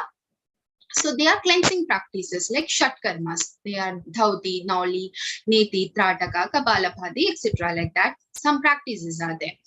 That comes under Shuddhi Kriya, which needs to be done to eliminate the toxins from our body. Then the next one is Sukshma Vyayama and Asana. That are the physical practices. As I told, this is the physical component of the body. So we need to do some physical alterations also to correct the imbalance at Annamaya Kosha level. So the Yoga Asana, Sukshma Vyayama, all these comes from the Anna Kosha level of management. So the first one is dietary modifications. What needs to be done to clear the dietary modification? The first 2-3 things are said in our Shastra itself. The first one is Purana Shali, and then Mamsarasa is advocated, and Mudgayusha or Kulatayusha, and fruits like Dadima, etc. are mentioned to be very heart protective. In modern science also, fresh use of vegetables and fruit, low-fat diet has been advocated for healthy heart. And a specific diet plan is set for cardiovascular diseases by National Institute of Health. This diet plan is known as DASH, or Dietary Approaches to Stop Hypertension. So if you are a hypertensive patient, you need to be focused on these dietary practices. That is, you have to eat more of vegetables, fruits, whole grains. You can also eat fish and some amount of poultry, beans, nuts, and seeds. You may use vegetable oils, like reducing the amount of saturated fat in your body. And you need to limit this. What all? The fatty meats, full fat dairies, sugar sweetened beverages, sweets, and you need to limit the sodium intake. Sodium intake because this is hypertension. So the sodium intake should be controlled within the levels of 5 gram per deciliter, 5 gram per day. So this is a sample chart that we used to give in our hospital, PPSV Ayurveda College, Kottakkal, during our postgraduate days. this is a diet chart for a hypertensive patient.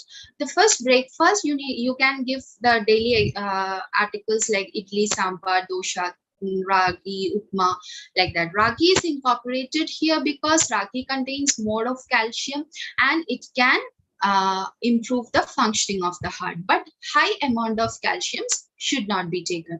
So these calcium supplements like that can cause risk for developing heart disease. So we need to be careful about that. But you can give calcium in the way of dietary modification. Then in 11 a.m. you can give some vegetable or fruit juice or even takra, which is praksheba as metika also. Then in lunch, you can give chapati, rice with vegetable soup or vegetable curry, or even small fish curries. All that can be given. You can also take buttermilk. And in evening for tea, you can take herbal tea or even normal tea you can take. But these coriander and jeera, etc., can reduce the levels of blood pressure. That is why they are incorporated here. And finally, for dinner, you can use rice, khichdi, mudga yusha, ragi gul, or chapati. These can be taken intermittently. And the fruits that are specifically mentioned is dadima, papaya, watermelon, orange, banana, apple, draksha, etc. So what all things to be avoided? It is said that extra salt should not be taken, as the level of salt should be 5 grams per day. Baking powder, tin food, salted biscuits, and protein products, which causes accumulation of more fat in our body. That is why they are told to avoid. So the dietary modifications ends here, and the next one is cleansing practices or Shuddhi Kriya. For this, we have Thaudi, Nauli, Neti, Kabalavadi, Basti, Trataka. But all these should not be done in cardiovascular patients. The Kabalavadi, etc., Thaudi and all are contraindicated. But if you are having risk factors and have not developed the disease yet, you can surely practice the Shuddhi Kriya. So who should practice Shuddhi Kriya? It is indicated in Kabaja and Medha Adhika condition. So in Kabaja Hridroga, it is advisable to do this Shuddhi Kriya, but in small levels. You need to be very cautious and should be taken with many precautions. Vadika Hridroga, it is not at all needed. And in Paitika Hridroga, Shanga Prakshalana can be done. Shanga Prakshalana is a process of eliminating waste through the anus. So first you will be given to salt water to drink, and you have to perform 5 asanas like Tadasana, Tiryak Tadasana, Kadi Chakrasana, Tiryak Bhujangasana, Udara Karchanasana, etc. And you need to perform these asanas until the water starts flowing through the anus. So this sounds something a bit fair, but this can be done with caution in Paitika Hridroga patients. So the Shuddhi Kriyas can clean the airway passages and cleanse the inner organs. It can tone up the functions of lungs, respiratory muscles, and thereby indirectly strengthen the heart and circulation. The next one is Sukshma Vyayama. Sukshma Vyayama is a group of exercises or stretching exercises, firstly in peripheral joints, etc. So when you do Sukshma Vyayama, you need to be aware of for what purpose you are doing this. You need to be concentrated on doing the exercise. Like first Sukshma Vyayama, I'll show you an example. If you are the finger bending, I hope you can see me. So for the finger bending, you need to first widen up your fingers and then slowly close your fingers and make it a fist and compress it and then open up the fingers. So while you're doing this, you need to be very slow and should be concentrating on this process other than anything else. You should be aware of what you are doing. So then you will have to exhale while closing the fingers and inhale while opening the fingers. Likewise, you need to do wrist bending, wrist rotation, ankle bending, shoulder rotation, etc. All same happens with your lower limbs also. And also there are some neck movements mentioned as Sukshma Vyayama and hip movements and knee movements. All these things you should be doing with utmost awareness. Then only you will get the better results, because then your mind also gets involved here, and you will be aware of what is happening, and this can calm your mind and relax your mind, and also you can feel the circulation. It can improve the blood circulation. So the benefits of doing Sukshma Vyayama is it increases circulation, it reduces the stiffness, it makes you more flexible, and it reduces the peripheral vascular resistance.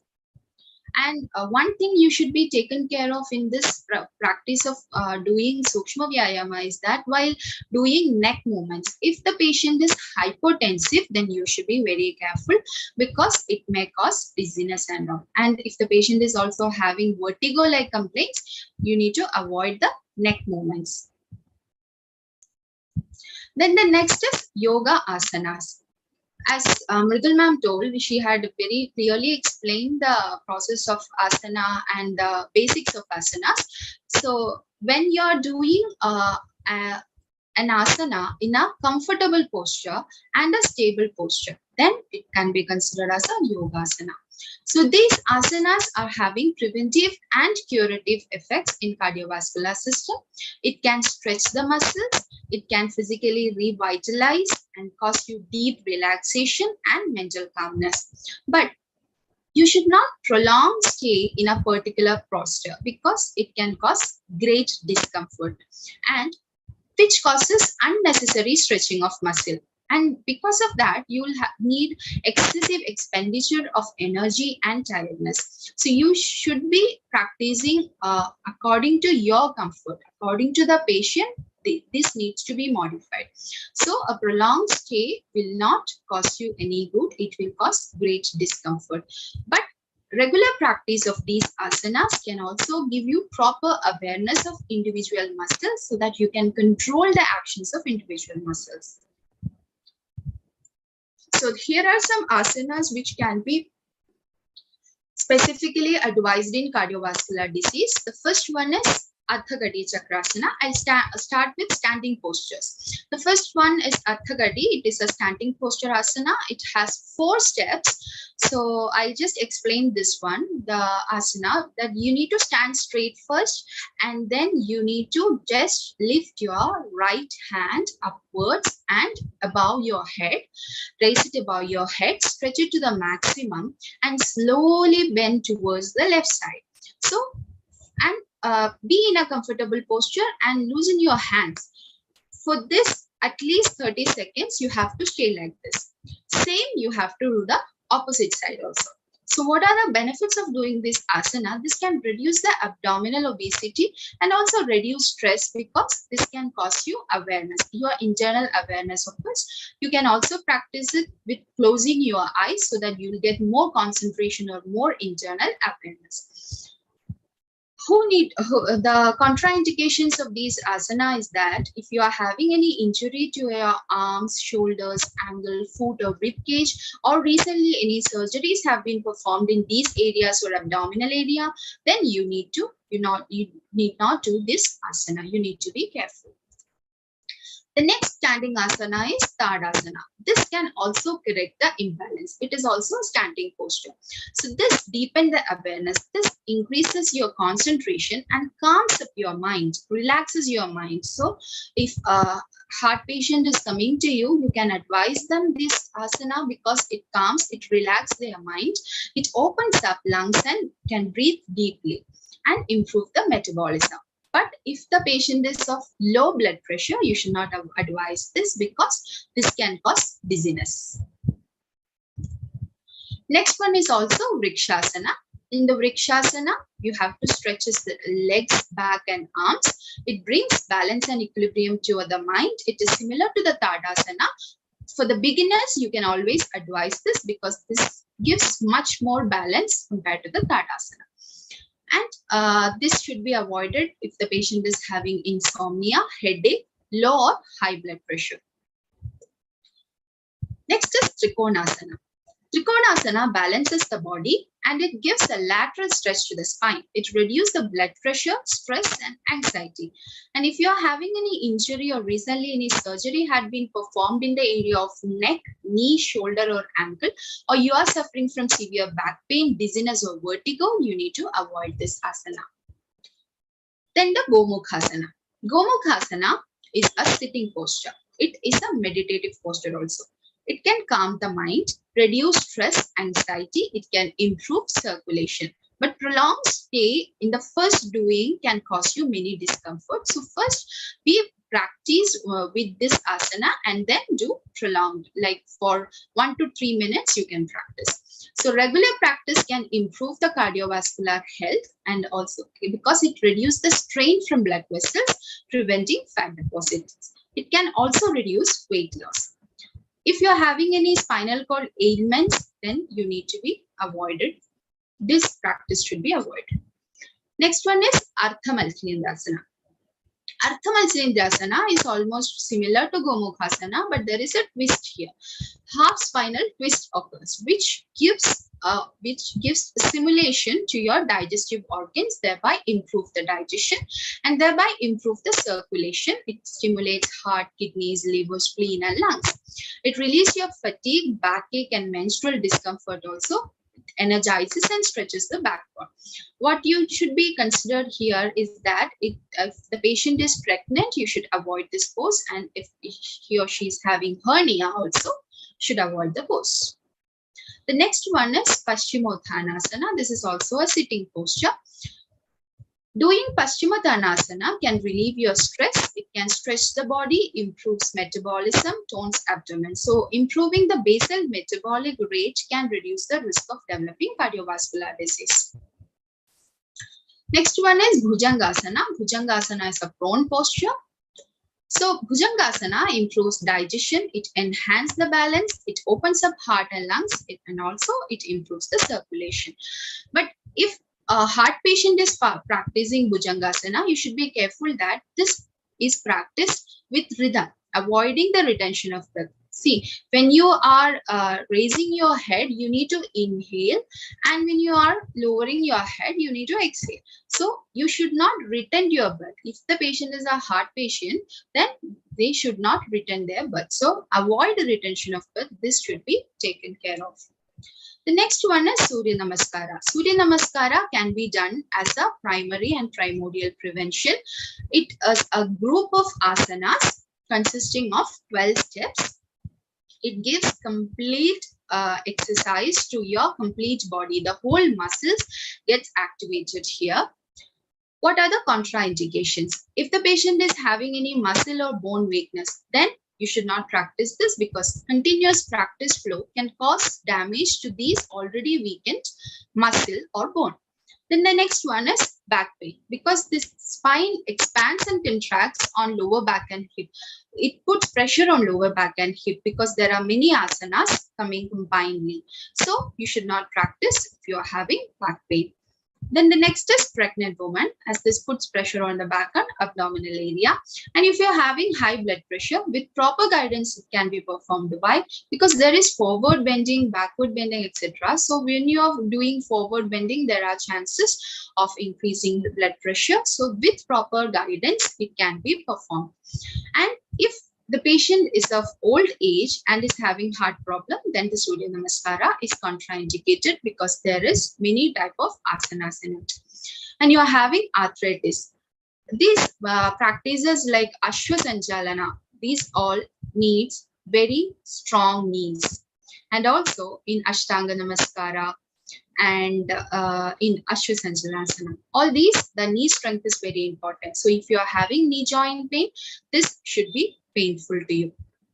Then if you're having any wrist injury, the more stress will happen on wrist because when in the step 3 you'll place your wrist like this, and the step 4, step 5, the wrist is same like that. So you'll put on pressure on your wrist more. So if the patient is having any wrist injury or any wrist problem, you should not advise this to the patients.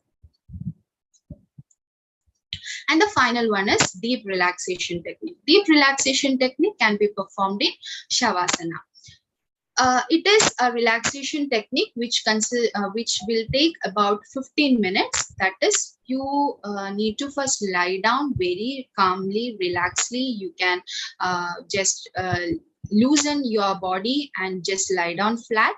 And first, you will need to concentrate on your toes, and then ankle and knee and hip, and then abdomen and your chest area, and your both hands and your neck, and finally head, and finally the whole body. Likewise, we will guide you to concentrate on each parts of the body. What happens while concentrating is that the circulation on that area will get improved, which will relax the area. So, and also it will relax your mind. So this deep relaxation technique is very useful in cardiovascular disease patients, as it will not involve any physical activity, and it is very relaxing also. So the probable mode of action of asanas is that although it is of light intensity, it can provide the benefits of aerobic exercise. And there is attenuation in peripheral vascular resistance. It reduces the sympathetic nervous activity and it improves the parasympathetic activity, reducing your blood pressure like symptoms. It also reduces inflammation, so that which is caused due to stress and all. So finally, we'll get favorable changes in body mass, arterial compliance, and insulin sensitivity. Some specific asanas that we can mention is in Vadika Hridroga, stretching asanas like Gomukhasana, Bhujangasana, all these can be performed. And in Paitiga, this Paitiga Hridroga, they'll be having more of burning sensation, more of stress and all. So we can advise them deep relaxation technique. In Kabaja Hridroga, there will be heaviness or stiffness, more Gaurava-like symptoms. So dynamic asanas can be performed. So the doctors usually advise slight aerobic exercises after 6 to 8 weeks of coronary artery surgery. Meanwhile, we can also start our yoga practices. So move on to some contraindicated asanas in heart disease. The first one is Sarvangasana. Sarvangasana is the shoulder stand. In this, you can see the pressure is completely on the upper body. So the heart needs to work harder against the gravity for circulation of blood. So in heart disease, you should avoid Sarvangasana. The next one is Halasana. Halasana is a prone posture, spine posture. You just lie on back, lift your legs and put them behind your back. This is an inverted pose. So this causes the heart to circulate blood to lower body with pressure, as it is acting against gravity. So it puts a lot of pressure on your heart. So you need not practice Halasana if you are a patient of heart disease. Then the next is Chakrasana. Chakrasana is a supine pose. It is a back bend pose that requires immense strength and a synchronized breathing pattern. So this will also give pressure on the heart, causing the heart to pump blood faster, which can increase the blood pressure and all. And the final one is Shirshasana. This is similar to the shoulder stand. The heart has to pump against gravity, which will put on more pressure on the heart. So this pose also should be avoided. The next is management on the level of Pranamaya Kosha. So what happens if your Pranamaya Kosha imbalance occurs in your Pranamaya Kosha level? The breathing gets affected. You will have haphazard breathing, you will have breathing difficulties, dyspnea, etc. and hypertension, and then palpitations, all these can occur. These functional disabilities occur in Pranamaya Kosha. So what are the management in Pranamaya Kosha? The first one is pranayama, or the breathing practices. The next one is Shuddhikriya, and the final one is breathing practices. The breathing practices that is mentioned here is sectional breathings and tiger breathing, rabbit breathing like exercises, not the regular pranayama. So pranayama. What is pranayama? Prana means breath or the energy. Ayama is the extension. So extension of breath is known as pranayama. It corrects the functional balance. So what should be the duration of pranayama? So the first stage of pranayama is the stage of inhalation. That is, you are inhaling the air. The next stage is the stage of retention, which is known as kumbhaga. And the last stage is the stage of exhalation, which is known as rejaka. So there are these three stages. Usually when you perform, there is a stage of retention in between the stage of inhalation and stage of exhalation. But in heart disease, you should avoid the stage of retention as it can put pressure to your heart. So you need to just do the puraka stage and then rejaka stage, avoiding the retention or the kumbhaga stage.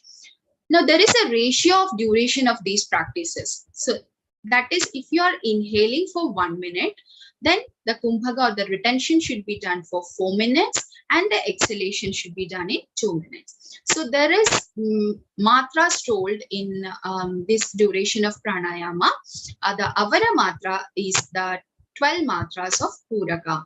When the puraka is of 12 matra, kumbhaka will be of 48 matras and rejaka will be of 24 matras. Matras means counts. 12 counts. 12 counts and 48 counts and 24 counts. When it comes to pravara, you can see that the ratio becomes 20 to 80 to 40. So if the patient is a beginner, then you should start with the avara type and then slowly increase the level to the madhyama or pravara. But make sure that if the patient is a heart patient, then you should avoid the stage of retention or kumbhaga. So the first pranayama that is advised is the Nadi Shuddhi pranayama. Nadi Shuddhi pranayama is the alternate nostril breathing or Anulom Vilom pranayama. It is when you exhale through one nostril and then inhale through the same nostril and exhale through the other nostril. Inhale through the same nostril and exhale through the one. So like starting with the left nostril, if you are doing the left nostril breathing, then you need to start with exhaling through the left nostril and then inhale through the left, exhale through the right, inhale through the right and exhale through the left. This is one round of pranayama. Likewise, minimum 9 rounds of Nadi Shuddhi pranayama should be done. So the mode of action of pranayama is that it balances the mind and body and it decreases the resting pulse rate. And there is also reduction of systolic and diastolic blood pressure. So these modification of breathing patterns, it triggers the central and autonomic mechanism, causing tonic and phasic changes in the cardiovascular functioning. Also causes relaxation of mind by increasing the parasympathetic activity. So it reduces the stress-induced sympathetic overactivity and decreases the arterial tone and peripheral resistance, resulting in lowering of blood pressure and heart rate. And there is also improvement in baroreflex sensitivity, which decreases the sympathetic tone, thereby restoring blood pressure to normal level in patients of hypertension. The next pranayama is the Shitali pranayama. It is also called as cooling pranayama. So what is to be done here is that you inhale through your mouth, like you will twist your tongue to a pipe-like figure, and then you have to inhale through this tongue, through this mouth, and then exhale through your nostril after closing the mouth. This also 9 rounds should be done in the starting stage. Shitali pranayama is proved to reduce the blood pressure in cardiovascular patients. So similar to Shitali pranayama, there is also one pranayama called as Shitkari pranayama. In this also you are inhaling through your mouth, but the position of tongue is different. The position of your mouth is different. You are clenching your teeth and then you are inhaling through the gaps of this teeth. You will have a hissing sound like that. So like that you need to do the Shitkari pranayama. These 2 pranayamas are cooling pranayamas, and hence the caution should be taken care of is that you should not practice this in cold weather, or if you are having any cold or a headache or asthma like complaints.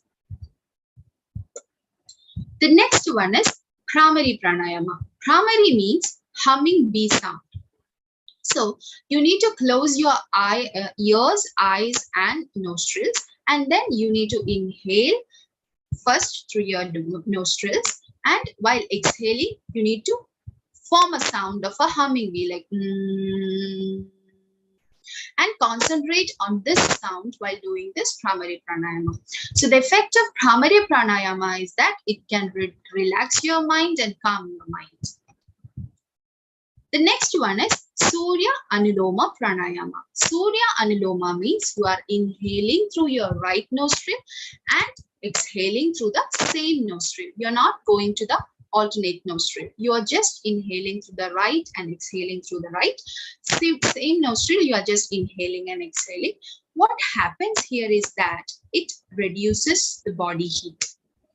So you can it increases the body heat so that you can have like in Kabaja Hridroga patients, it can improve the metabolism. The next is Chandra Anuloma Pranayama. In this, you need to inhale through your left nostril and exhale through the same. There is also Surya Bhedana and Chandra Bhedana Pranayama, where in the Surya Bhedana, if the word Bhedana is there, it means that you need to exhale through the alternate nostril, like inhale through the right nostril and exhale through the left in Surya Bhedana. And also again inhale through the right and exhale through the left. The effects are almost all the same. The Chandra Anuloma, you need to inhale through the left and exhale through the same nostril. So this reduces the body heat. This can be advised in Vadika Hridroga patients. So these are the pranayama. And now moving on to the breathing practices. The first one is sectional breathing. There are 3 sections of breathing. The first one is the clavicular breathing, and the next is thoracic, and finally abdominal breathing. So when you are doing the clavicular breathing, you need to raise your shoulders and arms like this, your clavicle like this, and you need to breathe like this. You need to rest your thorax and your abdomen as such as that, and just inhale while concentrating on the clavicular area. The next one is thoracic breathing. It is also similar.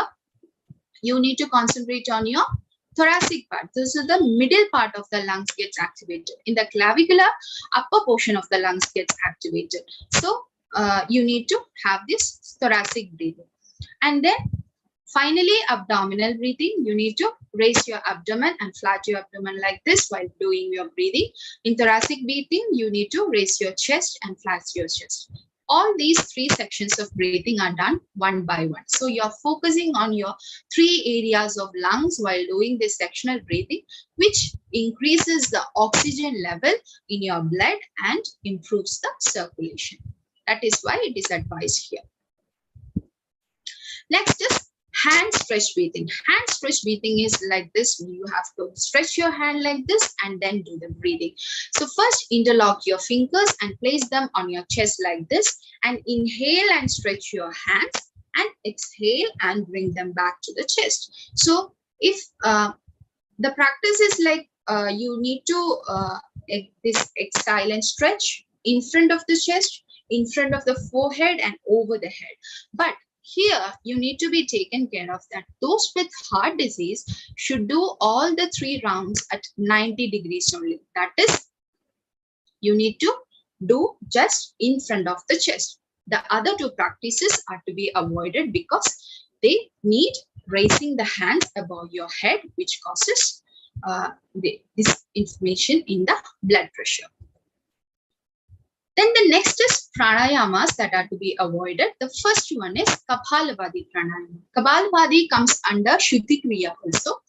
In this, what happens is that the inhalation is low and normal, but the exhalation is quick and forceful. So there is increased intra-abdominal pressure, which is not good for heart patients. So heart patients should avoid this Kapalabhati pranayama. And also Bhastika pranayama. In Bhastika pranayama also there is rapid forceful breathing. During both inhalation and exhalation both is rapid. This also increases the intra-abdominal pressure. So that was the management in the pranamaya kosha level. Now moving on to the management in the Manomaya Kosha level. What happens in the Manomaya Kosha is that if your thoughts and all these gets affected as a part of your disease, then what happens? You will develop anxiety, irritability, depression, etc. So the management of this is through expansion of awareness, through doing dhyana or meditation and devotional and group activities. All these are to calm your mind or relax your mind and reduce the symptoms such as anxiety, irritability, and depression. So the first one is Nada Anusandhana meditation. It is a normal meditation, but you have to concentrate on your inner voice. You can do any inner voice in your mind, and you just concentrate on that inner voice while doing your meditation. So this improves your concentration and increase your awareness and calms the mind.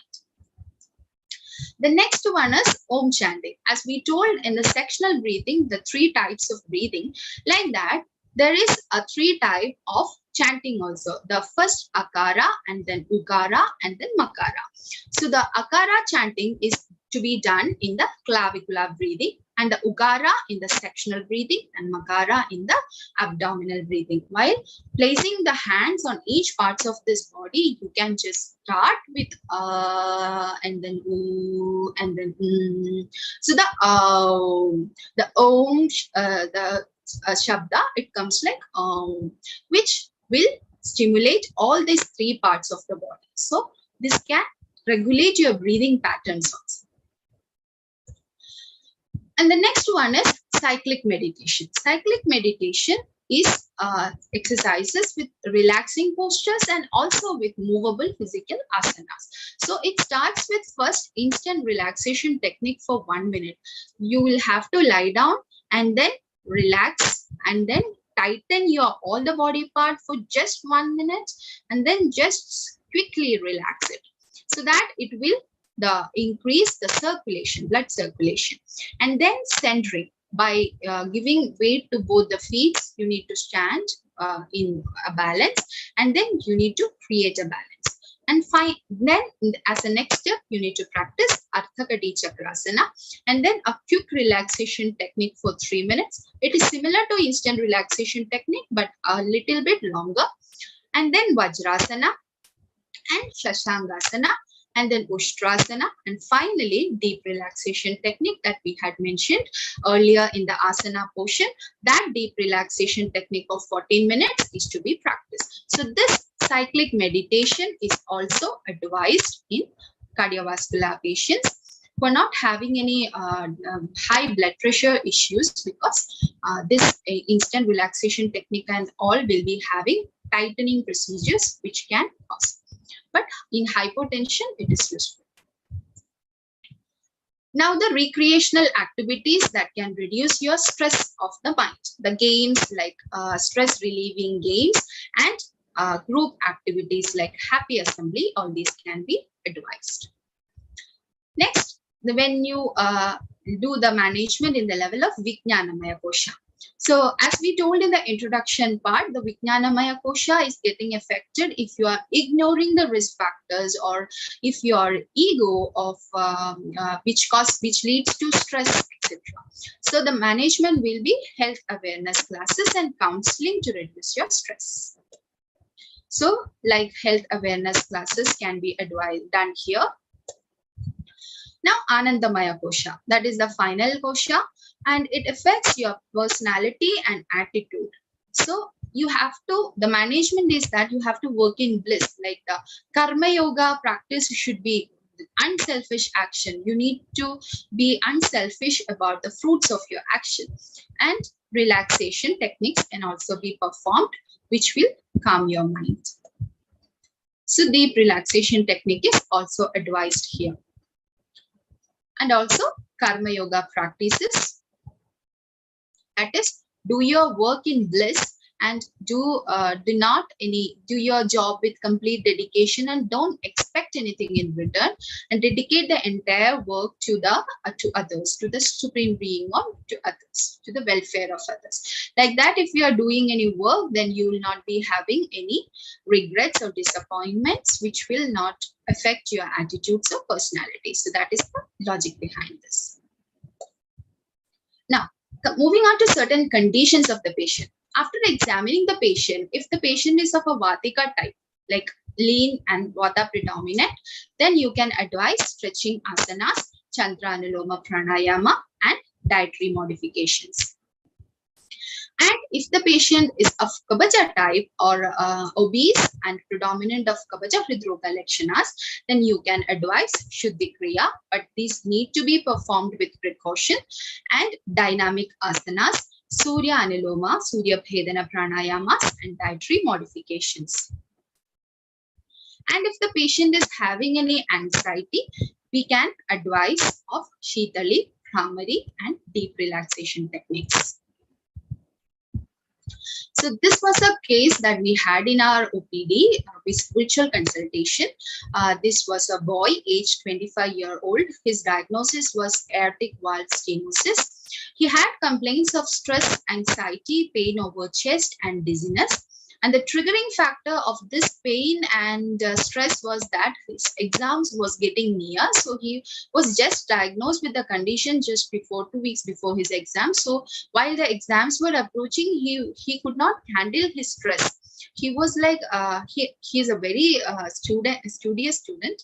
So he was like, he cannot concentrate in anything. So as it was aortic valve stenosis, we had just given the Nadi Shuddhi Pranayama to cause the balance of mind and body. So we had just started with first 3 rounds of Nadi Shuddhi Pranayama. If it develops any adverse effects, we were monitoring that, and for in the morning session we were giving 3 rounds of pranayama, so he did not develop any adverse events. So then from the evening onwards, we had advised 9 rounds 3 times a day, in the morning, afternoon, and evening. We were advised, we had given the advice of doing Nadi Shuddhi Pranayama for 9 rounds 3 times a day. And after a week, he reported that his stress got reduced and he could write his exams very well. And after 2 months, his stress and anxiety also reduced, the pain reduced, and also there was no dizziness. After 2 months, for the pain, some medication was given from his hospital also. So along with that, he was practicing Nadi Shuddhi Pranayama, and we had got this result. So Nadi Shuddhi Pranayama can reduce the stress and anxiety in cardiac patients. So moving on to the conclusion, yoga can create inner awareness and can relax your body and mind and modulate the cardiovascular risk factors. The things that we should be careful about is that to avoid forward bending, hyperventilation practices, inverted asanas that increase intra-abdominal pressure. The safety of yoga is that there is a misconception that yoga is very safe to practice. It will not cause any adverse effect. There's nothing like that. If you are practicing it without adequate guidance, and if you are practicing in disordered manner, then it can cause some gastric discomfort, vomiting like symptoms, and it can cause some serious concerns also. But if you are practicing it with adequate guidance and under proper guidance, then it is very safe to practice. The things that we should consider is that choosing the right form of yoga in the right patient and tailoring this yoga practice to the needs and limitations of the patients. Like that, we should individualize or customize the yoga protocol for each and every patient. Like for meditation, as Mritul ma'am has told, we have to think about, we have to ask about the comfortable posture of the patient. If the patient is not comfortable in Padmasana, then he should not do meditation in Padmasana. The first comfortable posture should be taken care of, and then we can advise them. So choosing the right form of yoga and tailoring it to the needs and limitations of the patient is the factor that should be taken care of. So these are my references. Thank you for your patience.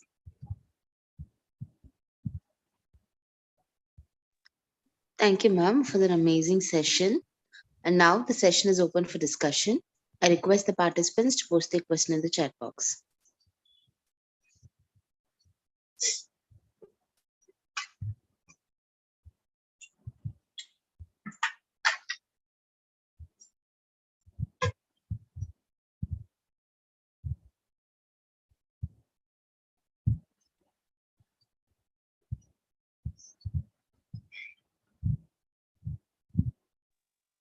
Ma'am, we have Dr. Isra with a question.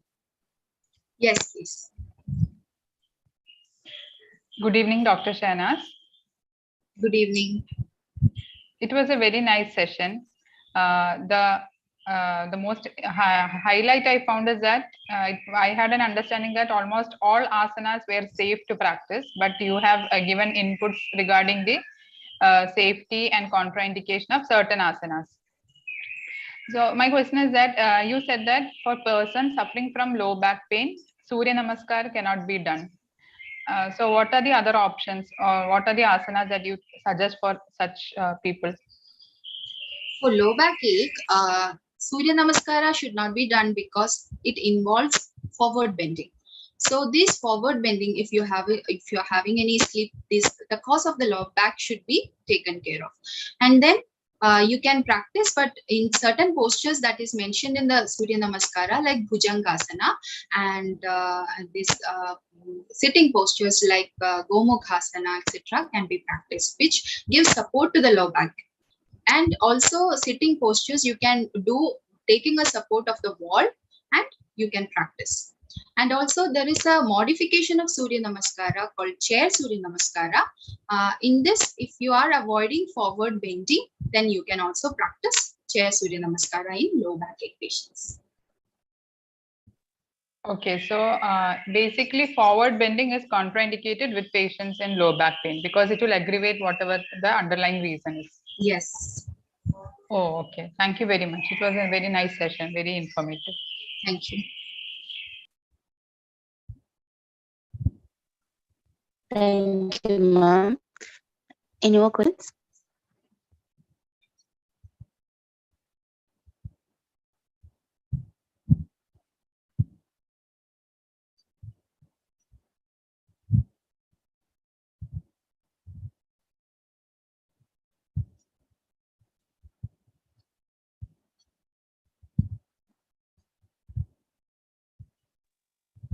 Any more questions from participants?